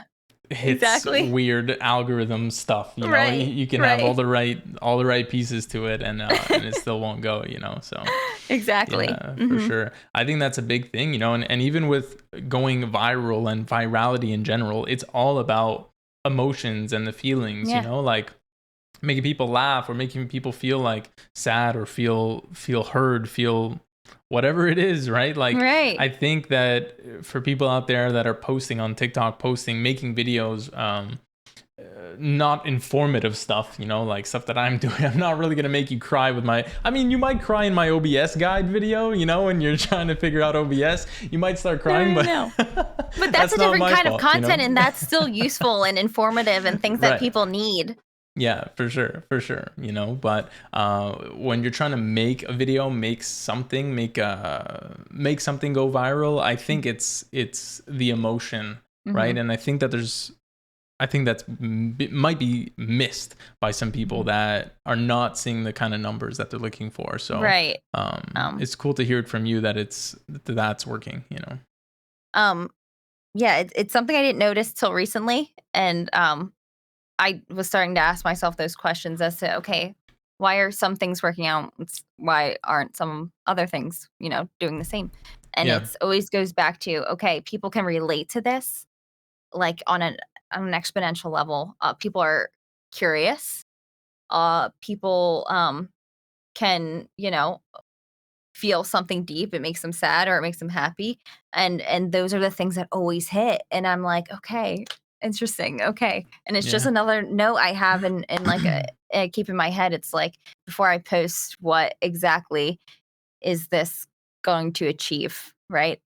At the Yeah. end of the day, I want to leave something behind when it comes to like streaming and stuff. I say, as much as I have burnout and stuff, I always say, I'll probably should be streaming till I'm an old lady. In some aspect or another. Yeah.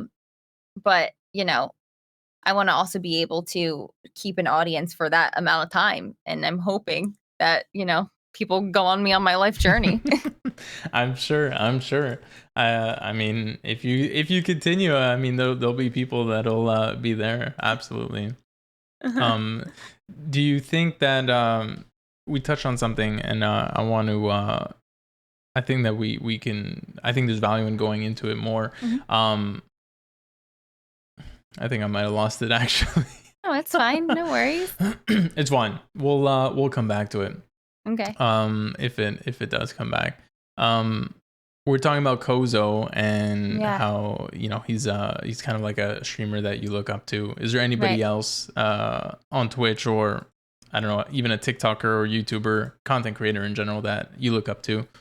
On a similar effect, I think I always say BBJS. I think just technically she is someone who just does things right. And I think a lot of people can, relate to her in ways. She carries a lot of things with grace. The things that she that can, I don't know, troubles that she comes across, she thinks in ways that I can really relate to, and she's just someone that I really, really value in the space, and I think has a strong voice, and I hope to one day even be a fraction of that. Yeah, she's definitely a beast in her own Yeah. right, Yeah. and the things that she's done, she's definitely the production value is on a whole other level with her, Right. how many cameras and her whole setup. Definitely, just doing something different, right, and not the same Mhm. old usual stuff. She knows how to pull the people and keep them in, right? So Right. definitely something to be learned there. She's an awesome streamer for sure.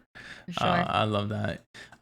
What's next for Sweets? What's coming up? I know that you did tweet about potentially, or is it official, the IRL streaming Yeah. out of Japan. Tell us about that. So, this has always been I've had like a streaming bucket list of things I've always wanted to do. Most of them were cosplays, but on top of my list was always Japan. I went to Japan in 2018 and I had a really good time and it changed my life. And I'm like, if I could do this for stream, this would be everything that I've ever loved in one. I don't know how long I'm going to be there, but in one stream, and Yeah, in it's something I am gunning to do. I really want to do that more I than love that. anything. So yes, I am planning a Japan extravaganza for next year. We're going to start Nice. talking about that in January. Very cool. Are we gonna see some Sailor Moon cafe? I don't know, amusement parks. You know what? I that actually gives me some ideas. Maybe I'll have chat, send me some places or things they want me to do. For I've sure. seen streamers where chat has made them like wear weird costumes to certain places. Oh God. Obviously, I'm not going to be disrespectful, but Yeah, yeah, but for sure. I know that if there's they want, yeah. I know that there's like a maid cafe or something where everybody's like dressed like as a maid or something. I've heard of Well, that. yeah. Apparently, those are like they're more considered like gentlemen's clubs. Oh, Apparently, really? Oh, okay. yeah. So like, yeah, I don't know if I'd go there. It looked like a normal restaurant where everybody's just like a maid. I don't know. What do I know? It's different culturally there. It's like Right. supposed to be more like a gentleman's club thing. And I didn't know that either until I went there and it was like all these like men in business suits going in there and you're like, where are they Okay. going? And Yeah. and then like someone tells you and you're like, "Oh, I understand now." All right. Well, then you need to report back and let us know what the real, when you go again. So Yes. why did you go in the first place? How come you went back in 2018? What was the purpose? My dad and I just wanted to go. It was something that I wanted to do since I was a kid and that trip was just I can't explain it. Something like I took something home with me from there. I don't know. I talk about it constantly, and people probably get annoyed at me all the time that I'm just like, when I was in Japan, I did this and this. And it's like, they're probably shut up. I doubt it. Well, it's so cool. Not everybody gets a chance to go to Japan. I mean, it's No. So, yeah. other side of the world, right? Yeah. It felt just very different. Everything on every corner just felt new and interesting and things I've never seen before. And I don't know.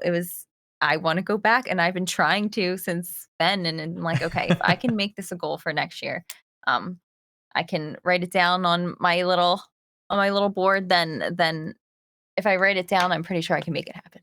Definitely. I love Yeah. that. You got to manifest it. You got Yeah. to you got to put it on the vision board and vision make board, it happen yes. Yes. and definitely getting some help from chat.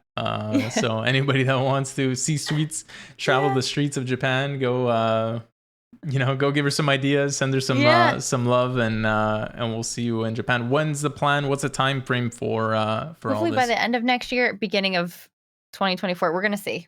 I have to see how I really need to see what exactly I have to map everything out. Mhm. And I want to get chat involved. So I just want to see like if they have places they want to recommend. I want to be there to be like, okay, yeah, I could do that, or we can vote Yeah. on it. I just want to make it super interactive with chat and make it feel like they're with me. I love that. Well, it sounds Mhm. like that's what you want to do is like you went there and you're like, I want to take chat with me. So Yeah. I think it makes sense for you to ask, and make them feel involved of like what's going Yeah. on. But Japan more than we do. So you gotta show us around too and show us your favorite Right. spots and stuff. That'll be super fun. I'm looking forward to that. That's super cool. Thank you. That's very, very cool. I have a couple last questions Okay. for Sweets, but I want to open up Q&A to the chat. So if you guys have any questions for Sweets or for myself related to our streaming journeys, streaming in general, content creation, things like that, feel free to ask away, and we'll pick and choose from the chat. And yeah, so chat is open. Feel free to ask away. I know we kind of talked a little bit about like for new streamers, what they should do. But now at the point that you're at the success that you're at, like what are some goals that streamers at your level of success should be looking for and looking to work towards? Like, everybody wants to hit partner as soon as they hit affiliate, but we kind of know it's like not really achievable, right? No, especially right now. There's a lot of viewership dip off from just COVID in general, and people, kind of moving on with their lives a little. Yeah. It's going to be difficult to hit those numbers again. So one thing I think that was always something that I found success with is revamping things every so often. I'm just a crazy person, and after a few months, I'm like, I need to change my stream. Um, and it just eats at me until I change things around. And so how I fix that more is just like doing seasonal things and trying to, spruce things up a bit. But it can get expensive. Sure. But yeah, just understanding that that can changing is good, I think. Yeah, for sure. I think that we got to change things up sometimes. Like, I think that it's kind of a balance between that familiarity, that habit, that routine that people fall into. Like, I'm going to Sweets' stream, every Sunday, Monday night, we're coming to hang out whenever it is, right? And it's like you're in that routine, right? Or someone who streams every single day, for example, it's like every night, that's where I go to, or while I'm working, that's the stream I pull up, right? And you kind of get into this routine. But I think keeping it interesting and always trying to switch things up a little bit here and there, I think it's important. Absolutely. I think it's important just to, I don't know, have something different. You change, you evolve as a person. So I get very fickle. So I'm just like, okay, like I'm done with this now. So what do I do? I feel like I'm growing and moving on, and I just feel like some people get really stuck in, I've gone to people's streams for, years now, and it's like, I don't think you've changed anything. But that's not a bad thing if that's, they feel like that's what people come for, and it's like that's their comfort and home. But for me, that's just not the way I do things. I have to be constantly changing things, and it's probably not the best thing, but for my pocket. But hey, well, I mean, if that's something that you love, like there's so many people that I see that it's like, I bought this huge setup and I got this crazy, all these monitors and PC, and it's like, but you're not even a content creator yet. But it doesn't matter, like if you love that, that's your hobby. Like you're not doing, anything else. There's people that are playing, I don't know, football or hockey and spending all kinds of money on equipment. No one bats an eye, but why can't I buy a couple $1,000s of, gaming gear and deck out my room and it looks cool, So exactly. But I think that if you're not seeing growth in the way that you want to, I think change is okay. I think change makes sense. And if you are seeing the growth and you're not changing, I think that that's okay too, because changing potentially could bring you more. Dangerous, yes. Or it could be dangerous. At the end of the day, I think what your stream room looks like is not going to make or break your stream, right? I think it's fun to deck it out and add some fun, the cute things, and the lights and whatever it is. Like I got all these little things behind me, It's just like, these are all like little moments of my stream. And I got the Montreal Expos here. I got like the Zelda and all that stuff. And it's all like little moments of the history of my stream, right? I play the guitar on stream sometimes, so I got it up in the back. I know that. That's awesome. Yeah, so it's I think that at the end of the day, for people listening to me, like I gotta get a cool setup. At the end of the day, there's no cam streamers. Like there's no cam streamers that are more successful than all of Twitch combined, right? Even if it's just like something tiny, like a little light or something, it's like that's something I feel like is a change. You know what I mean? Yeah, absolutely. So what's the next goal for you? What are you working towards? What's the next? Of course, the IRL Japan stream, but in terms of stats and content. On stats, okay. Well, Twitch in terms of TikTok and what are your goals? I want to get to 20K on TikTok. I'm hoping to get back up to 50 average viewers by the end of next year, middle of the year. It's going to take a lot of work. And I'm going to need to change my content around, niche down a bit, which I have some ideas. Cool. I really love kind of like the darker side of of documentaries and paranormal and like true crime things. I would love to delve into that kind of thing. I just would need to figure out a format for that. I'm starting to notice that the things that I'm looking outside of stream that like really make me excited and engage, or something that I want, or things that I want to bring into stream also. So I think that's gonna be interesting. I think it'll be fun. Definitely, it's important to do that. You got to. Mm-hmm. We want to know about the streamer behind behind the scenes. Yeah. You got to for sure. Cool, Yes. sweets. We got some questions in chat. Okay. I got one here asking about your microphone. Is it a custom paint job? What microphone is that? No, so this is the HyperX Quadcast S. I think Quadcast S. They just came out with Quadcast S. They just came out with white. I bought this at TwitchCon on sale. It's usually about $120 to $130. I got it on sale at TwitchCon for $80. So I don't know if you're going to want to wait till next year, but you'll get it for a pretty decent deal. Nice, cool. Mm-hmm. Holidays too. Sometimes, Black Friday's done now, but sometimes the holidays. HyperX usually does some good sales. I've worked with them in the past. I can't remember exactly when they have like a yearly crazy flash sale on a lot of their products. I can't remember off the top of my head. I worked with them earlier this year to do it, so it might be coming up in the spring if you guys want the same mic as the Sweets. I got a question in the chat from Nonsense Socks asking, what has been your proudest moment with streaming? Oh, okay. I think I cried at this one, which it wasn't even on Twitch, which is ironic. I was streaming on TikTok, and the only thing I've ever wanted to do was fill a Fortnite lobby. I've been playing it since 2018, 2017. Okay. And like my dream was to always like have a Fortnite lobby full of people that came to see me. And then one day, how many people is full? 150. Wow. So we were hitting some good numbers on TikTok, and I like randomly said, I'm like, oh, we're at 80 people in the lobby. If we get, a certain amount, we can hit my like goal of filling a lobby. And then Locke was there, which was funny. And then all of a sudden people started like liking and sharing because I guess they wanted to help me out. We ended up getting, I think, 1,400 people just viewing. And then I had over 100 people in the lobby. And then like seeing it actually say that it was full, like it brought me to tears. And I was like, someone told me that was the dumbest thing in the world. And I was like, you don't understand. Like, this is what I've been wanting to do. I've been playing this game forever. And like to actually fill a lobby was insane. It was madness. That's amazing. Yeah, I thought it was 100 people, but even no, 150. It's like 150, 100. I think for a custom, yeah. That's huge. Getting all those people in there. It was. Yeah, that's the dream. I don't know who's saying like that's so weird.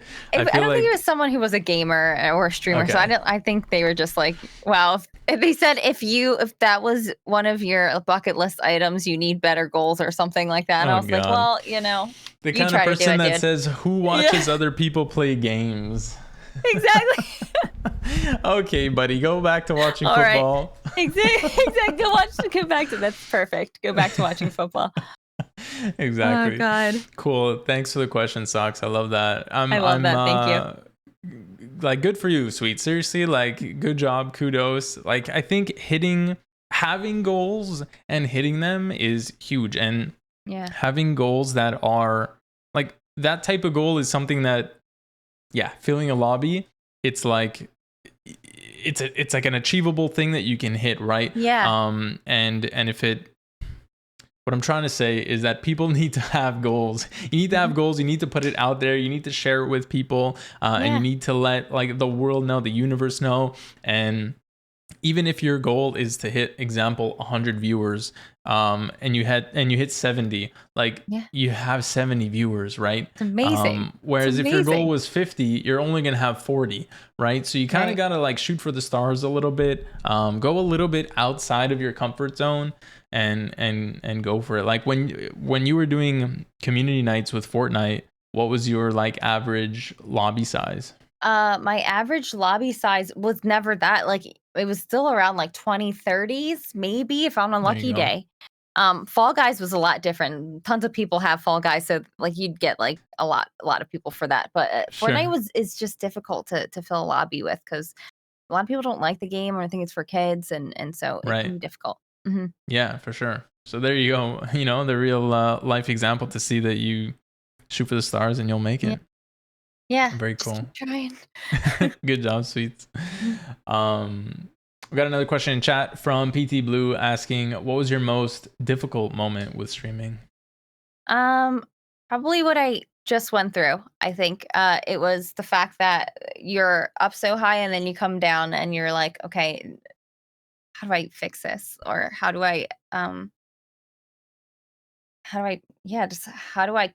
pick myself up from this? Because it's a huge ego. Like it kills your ego, to be completely honest. It sucks. Um, and it's you have to understand that it's not really about you. You can't be so hard on yourself. Yeah. In some ways it is when it comes to, I made some poor decisions when it came to focusing on community focused games and then, completely alienating myself. But yeah, I think it's been a battle getting my mind state back and trying to remind myself that I do really love streaming. And some people after they find a dip, they leave. And I'm like, I don't want to be that. I love this too much. Yeah. And yeah, it was just okay, taking a step back, being okay with where I'm at. And that's when you're okay with where you're at is when you'll find the most success, I feel like, because you're your genuine self. You're your Yeah. genuine self, and people are like, I can see that, and people like honesty. True. Very true. Mhm. Yeah, and it kind of comes full circle of what we were talking about throughout the stream, Yeah. I think I want to touch on a point here is for people out there. We talked about it you said that you wanted to just look at your stats kind of like a once a month as an average overall. I think that is the smartest thing to do is turn off all the numbers, turn off all the stats, turn everything off. I know it's so hard not to look. Like you want to look at your viewership during the streams. You want to see how you're doing, and we're so ingrained with the numbers. Like, how is this person doing? How are we doing? And you hear about everybody, it's just the numbers, how many followers you have on Instagram, how many this that. It's like it's part of our culture to be like, you're only something if you have the numbers, right? And it's, yes, you need the numbers and you're growing and you're looking at it, it's the analysis, but you need to turn that off so you can let yourself out and you can show your personality. You could be yourself and you could do your thing, because when you're caught up in the numbers, it destroys you, and it becomes very artificial. Very artificial. Yeah, and maybe you're starting to do stuff just like you said, Sweets. Like maybe you're starting to do stuff that it's something that you don't want to do, but you just want to do it for the numbers. And at the end of the day, I mean, are you really aligned with your original goal anymore? Are you still doing the thing that you set out to do? It's like, think about that, guys. When you're going out there creating content, are you creating it for the algorithm, or are you creating it for your community, for your audience, for people that are watching it, right? You got to just stop. It's so tough. It's so tough, especially when you hit high views. If you post on TikTok and you get 2,000-3,000, and you post and you get 200-300 for a few days, few weeks, or whatever it is, it's like, you can't ride those highs and you can't ride those lows. Just keep going through. Just keep powering through. There's 200 views on TikTok is 200 more views than you didn't have before.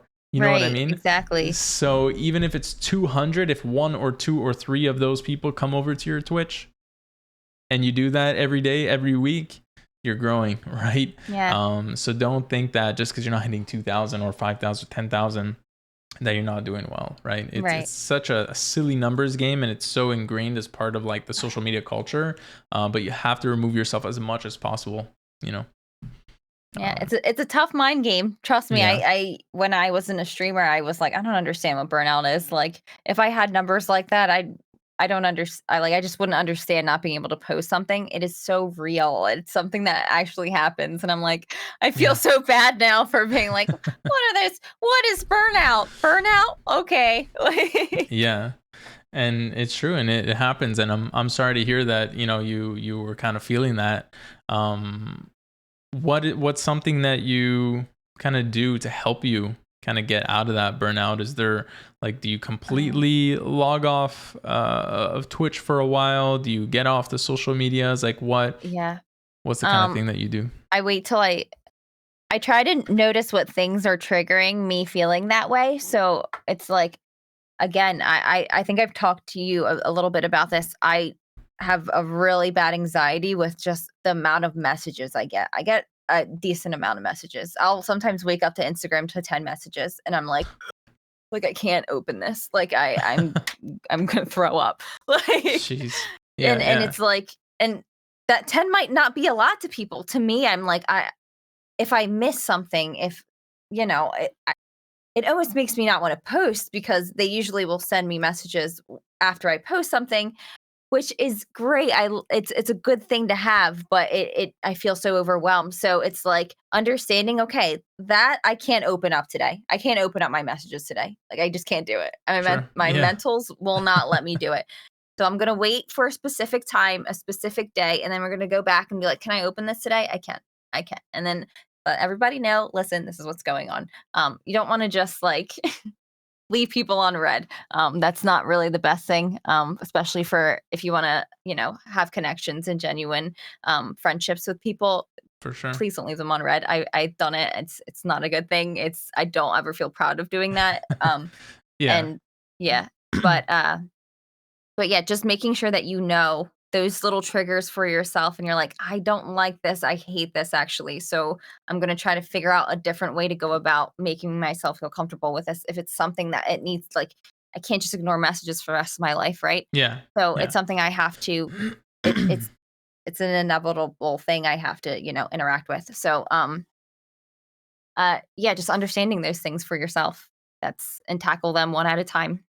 Yeah. Honestly. Yeah. Very true. I think that there's a time and place, for those kinds of messages. I'm so curious about those messages. Like, why are people not commenting on your posts? Or why are they messaging you?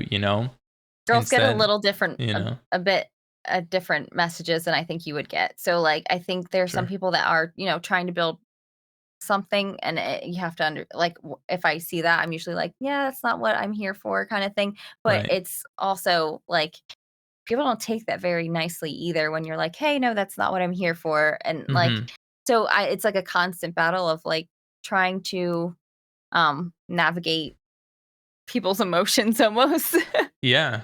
I mean, I feel like that can even contribute to the burnout itself because you're not focusing on you anymore. You're worrying about them. You're trying to grow a community. You're trying to engage. You're trying to connect with people. And it's like you said, you don't want to leave them on red.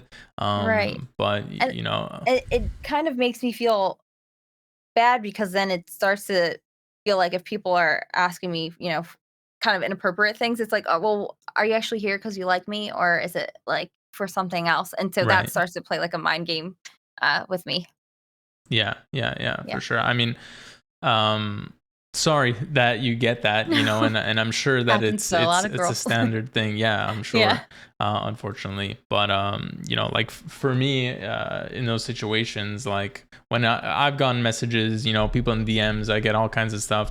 Anyways, so I get it.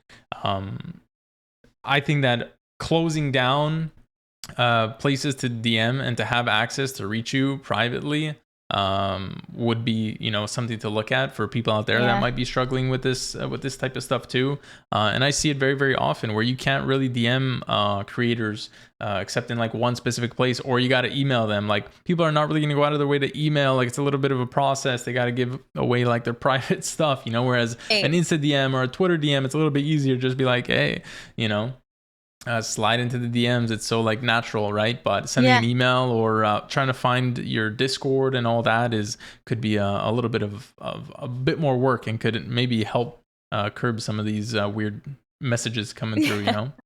Exactly. I think I need to figure out some routes to that, and I just haven't gone about that because it's just I think I'll miss. I feel bad because there are people that I do message, and it's I feel like I'm taking opportunities away from them, or just interactions with them. So for me, it's this double-edged sword of, okay, I may have my privacy now, but there's people that I really enjoy talking to, and it's like I don't get to talk to them as much anymore. So it's Right. just trying to figure out where that fits. Yeah. But I've seen a lot of, the creators that have thousands of comments that can't get to all of them. Yeah. I'm sure they get all kinds of DMs and stuff and they can't get to them, right? So there is got to be a point where things are kind of turned off or you're just not responding anymore. It's just part of it because you're growing and so successful. And what I see a lot of people do is saying like, that they'll only answer the comments of the first half hour of posting something. Oh, that's actually right. a good idea. So then it's like, hey, get out of my DMs, go into my comments, start messaging me there, and like whatever you say has got to be public, right? Right. So there's no more like that weird private interaction, maybe parasocial stuff that's going on, and it's a little bit more public. And then it's like, all right, I'm responding to everybody in the next half hour. Like, here's your chance to interact with me, or you can come to my Twitch stream where I'm live for like 3-4 hours and we can chat. Like, let's get that conversation going instead, All right, Peach, I'm gonna write that down. I got you. Cool. Cool. I'm glad that we spoke about that because I think a lot of people might struggle with that, and it might be something that people don't really bring up, don't know how to bring up, or don't know who to talk to. So hoping that helps some of you guys out there watching or listening. We got a funny question from Jeff. What's the worst Bean Boozle flavor? Sweets. I think liver that one's and for onions. You. Liver and onions is the worst. I don't know what they put in that bean. Jeff, also hello. Yeah, liver and onions is the worst. Gross. It's bad. My dog ate a spicy Bean Boozle the other day. He sneezed a few times, but then he was fine. Is that safe for dogs? I don't know. He's fine. I mean, he was gone by the time I tried to get it out of his mouth. So. Oh God. Well, there's a vet. We got a vet in chat, so if you need any help, Sweets, we'll send her over. Thank you. I'll read the ingredients. Cool. We got another question. Do you guys have any advice on growing on Twitch using social media? I haven't had much success with TikTok. That's tough. Yeah. Because that's where I have most of my following mostly comes from TikTok. Another place I do have certain success with is Twitter, but like I said before, it's very hit or miss. It's trying to create tweets that resonate with people, and sometimes they miss and sometimes they're great. But that's a tough one. Let me think about that one a little bit. Yeah, I would say that growing on Twitch using social media is a must. I'm not going to say that there's no discoverability on Twitch, because there is some discoverability on Twitch. There's ways around it. There's things that you could do. You could stream in lower, less popular categories. If it's something that you enjoy, don't play games that you don't enjoy. But you can grow that way. I see it, every so often. And there's also the recommended. Twitch is working on discoverability, so that is a thing. But going out on social media like TikTok, YouTube Shorts, Instagram Reels, and Twitter even as well, you are going to get more eyes on you, which could lead over to your Twitch. What I would recommend, or not what I would recommend, what I've seen in terms of numbers is usually around like a 10% or so. There's always like this magic 10% number. Like you'll get 10% engagement is like the average, right? So let's say you get 200 views, you're gonna get 20 likes, right? And out of those 200 views, you go get 20 likes, maybe you're gonna get like 2 comments, right? There's always like a 10% trickle down, and from your following, there's like a 10% of those that might check out your Twitch, right? And then the 10% of those that check out your Twitch are actually gonna come into your chat. So the numbers gotta kind of start going up quite a bit for you to start seeing anything. So if you notice that you're getting only a couple hundred views, you only have a couple hundred followers, it might follow that pattern that you're not going to see a lot of movement over onto your Twitch. I'd actually sorry, go ahead. No, go ahead. Finish. I'd actually be curious to see what exactly like if he was open to it at some point, not today, but at some point, to see what his TikTok looks like. I think if you can give some tips to that, but I think that as long as you're posting within your niche, one tip I did want to give to people who who want to be on TikTok, when I post something, I have like a little small family of people that share my like video, and that will boost it up for the first hour or so, and that usually does the trick. But I don't think a lot of people utilize that. I think I had told a few others, and like they'll send me things and then they usually fall off. But sharing is super important in the first hour, and comments. If you have a few people that like, like family members, just if they can make a TikTok account to just comment on one of your things. It's small, but it does a huge difference in that first hour, I noticed. So, I mean, but also be sure you're posting in your niche. You don't want to be posting, a painting video here, and then all of a sudden you're posting Warzone clips. Like, yeah, absolutely. And to talk about that, Sweets, like that's something that I wanted to start bringing over to my Twitch stream, is doing like live reviews of TikTok accounts, of stream channels, and just to help you guys more in a live fashion. Because giving this kind of advice, like there's only so much we could do without really seeing what you're doing, or maybe something that you're doing wrong. But if we can open it up live, then we can actually take a look, right? But absolutely, you need to have a niche. You have to have, you need to be providing value within that niche, right? If you're posting cooking stuff and painting stuff and Warzone stuff, it's like all over the place. It doesn't really mesh, right? There has to be a singular message, a singular value that you're sharing.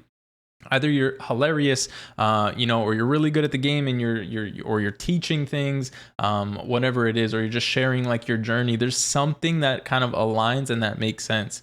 It really, really depends on what you're doing. My like top tips are: get a couple of hashtags, 6 to 8 hashtags, and keep them the same for all the videos that you're going to post. You could change 1 or 2 if it just kind of goes with your content. What that helps you to do is stick within that niche, because now you can't really go out of it, because you got to stick within those hashtags.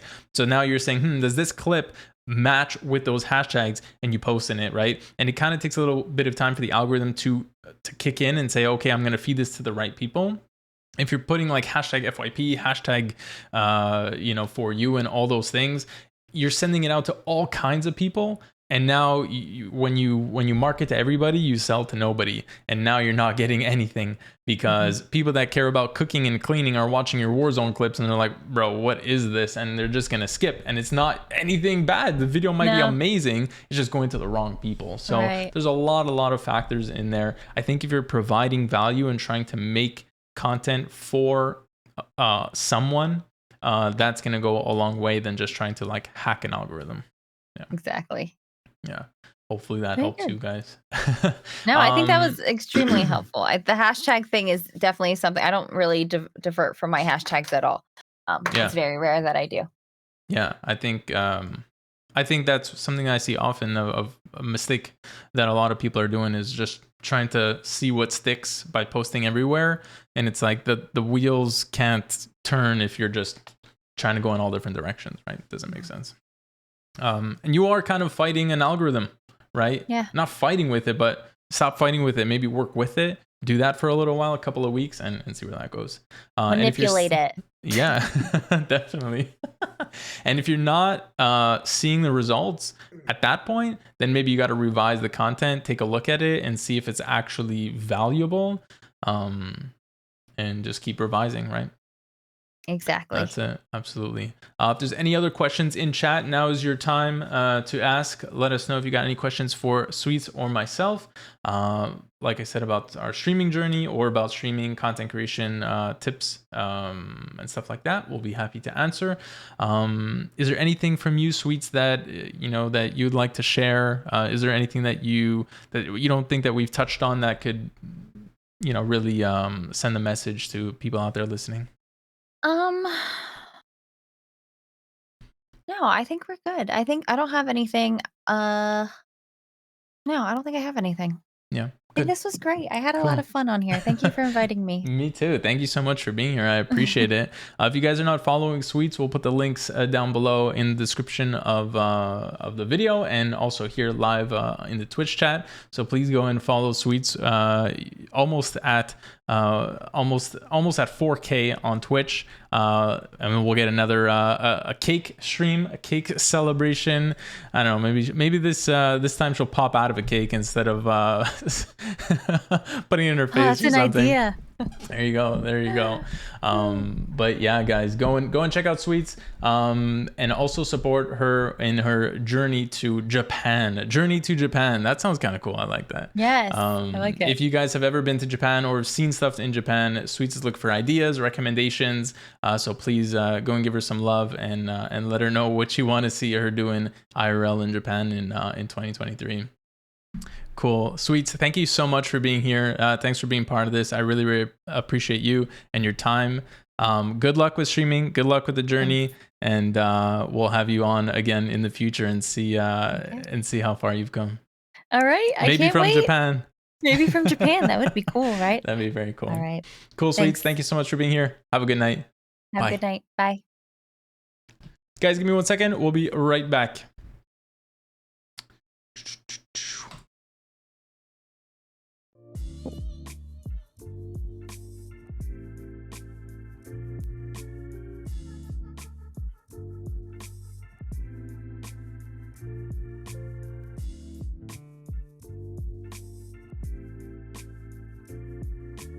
Tony, please switch back to game view.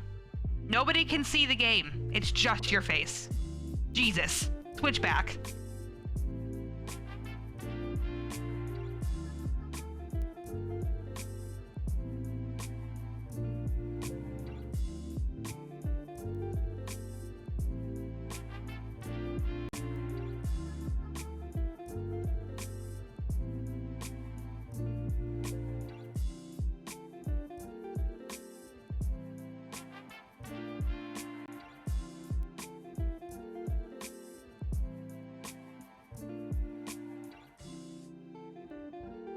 Hello. Hello. We are back. We're live. Okay, we're good. We're here. There's always some time delay between these things. But we're here. Thank you guys so much for joining me. I appreciate it. We were not on the wrong screen, Chewy Bear. We were on the right screen. I know 2 seconds is tough without seeing our beautiful faces, but we're back. Well, I'm back anyways. Sweets is not back, but I'm back. Thank you guys so much for the love. I'm just gonna give a couple shout outs in here. Hey Hoon, thank you so much for the raid earlier. I don't know if you're still in here, probably not, but I really appreciate it. We'll make sure to go and message Hey Hoon. Just great, thank you for the follow. Pirate King TV, thank you very much for the follow earlier as well. And Medicated, what up, my man? I hope you had a great stream. I don't know if you're still in here, but thank you so much for the raid. I really appreciate it. I hope you guys enjoyed episode 8 of Motivation Mondays. I hope that you guys took something away from it. I hope it inspired you a little bit, and just to know that this is something that you could do, as well, just like Sweets, and hopefully you guys learned something. There is currently the holidays are coming up, so I don't have any Motivation Mondays coming up for the next couple of weeks. Just because of Christmas and all that stuff. So we will most likely resume in January.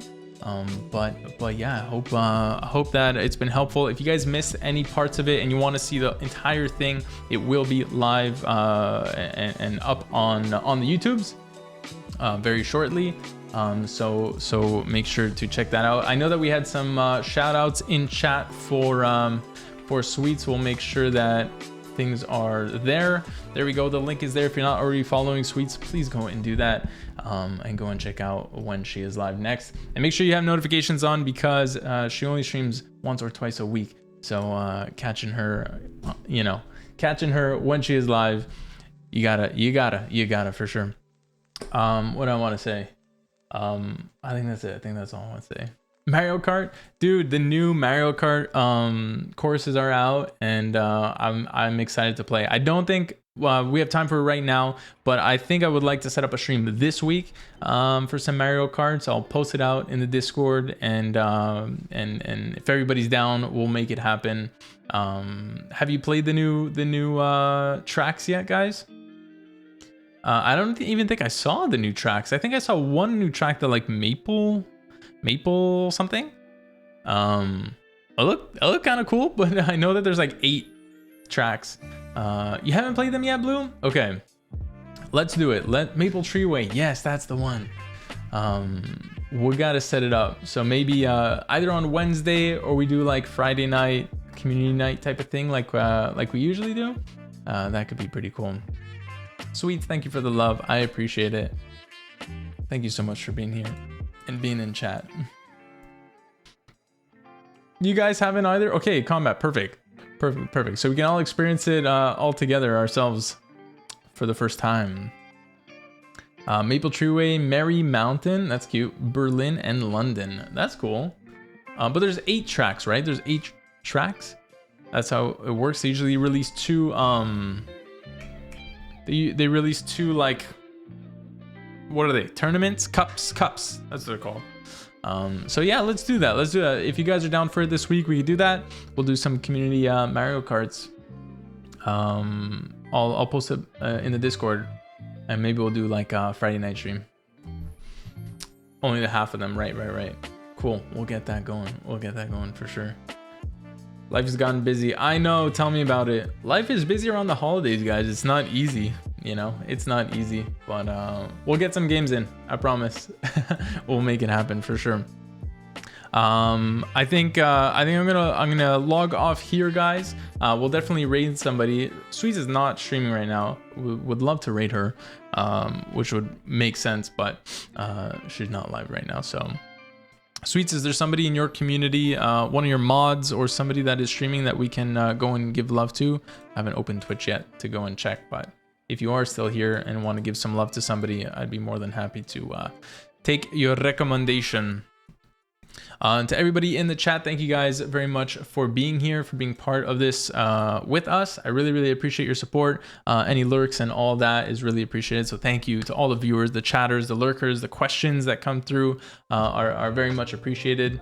And I love seeing you guys in here supporting this stuff. Even though we're recording it for YouTube, it's awesome, I think, for it to be live, that you guys get to see something live and interact with us. And I love having that Q&A portion so that you guys are kind of like, you know, part of it and can ask some questions that maybe I haven't thought of, you know. Alex, hey, thank you so much, man. I really appreciate it. I hope you've been well. Hope streams have been good. Perfect. Combat sounds good.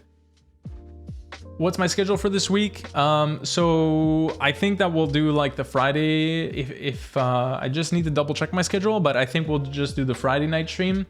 So besides tonight, we'll stream Friday and we'll do the community Mario Kart. I think that's cool. Yeah. Streams are kind of on pause, kind of, in a way right now, or just less streams, I should say. Not on pause, but just a little bit less streaming right now. But yeah, so we'll do Friday night stream, probably like same time like I normally stream, the 9 p.m. Friday night type stuff. Okay, I'll get back to you that though and confirm. Cool. Lock Finesse sounds good. Yes, that's who I was thinking of. Let's go and set up the raid for Lock Finesse, playing Disney Dreamlight Valley. The vibes, the cozy vibes. I love to see that. All right, guys, thank you again for the love and for the vibes. I appreciate you all. Like I said, follow Sweets on Twitch and on TikTok. She hit 17K, so next goal, 20K. Let's go, baby. And if you guys are not following me, I'll put my socials here. If anybody is new here, if you guys want to follow my TikTok or my my YouTube, where I post a lot of stream tip stuff. If you guys are content creators or looking to become one, I'm here to help. So don't be shy. I'm working also on creating some streams all around stream tips. So of course we have Motivation Mondays where we bring on streamers and inspire you guys and teach you guys a little bit of tips and tricks. But I'm also looking to do some stream reviews and even some workshop type streams where we're live teaching you things like how to edit videos, how to, you know, make a YouTube video, make a YouTube account, and optimize all of your stuff in the background, things like that. So hopefully that provides some awesome benefits to you guys. Okay, so I'm looking at doing that. So look out for that in the future. And that's it, guys. Let's go raid Vanessa. Let's go see what she's up to and vibe with her a bit. And And yeah, if you guys like who you see, please hit the follow button on Vanessa. She's a great friend, and she is Sweet's mod as well. So we'll bring the love. Bring the love and bring the noise. Let me put some raid commands in chat and we're good to go. Cool, guys. Quality over quantity. This one was a banger. Thank you so much, Socks. I appreciate you guys. Thanks for being here, guys. If you want to copy paste some raid commands and come with me over to Lock Vanessa's, we'll hang out for some Disney Dreamlight Valley vibes. Stick around for a few minutes if you like what you see, guys. Follow Vanessa. She's super awesome, super cozy. And if you guys are gaming and look for someone to lurk, Vanessa is your stream. Trust me. Bye, guys. Thank you so much for joining me and Sweet tonight. I really, really appreciate it. I know she does too. I will see you guys in the next one. We're planning Mario Kart Community Night for this Friday, so stick around. Keep an eye out on the Discord and on Twitter for that, okay? Bye, guys. Love you all. Bye, Sweets. Bye, Socks. Bye, Blue. Bye, Alex. Bye, Combat. Take care, guys. Have a great night, and I'll see you guys in the next one. Bye, guys.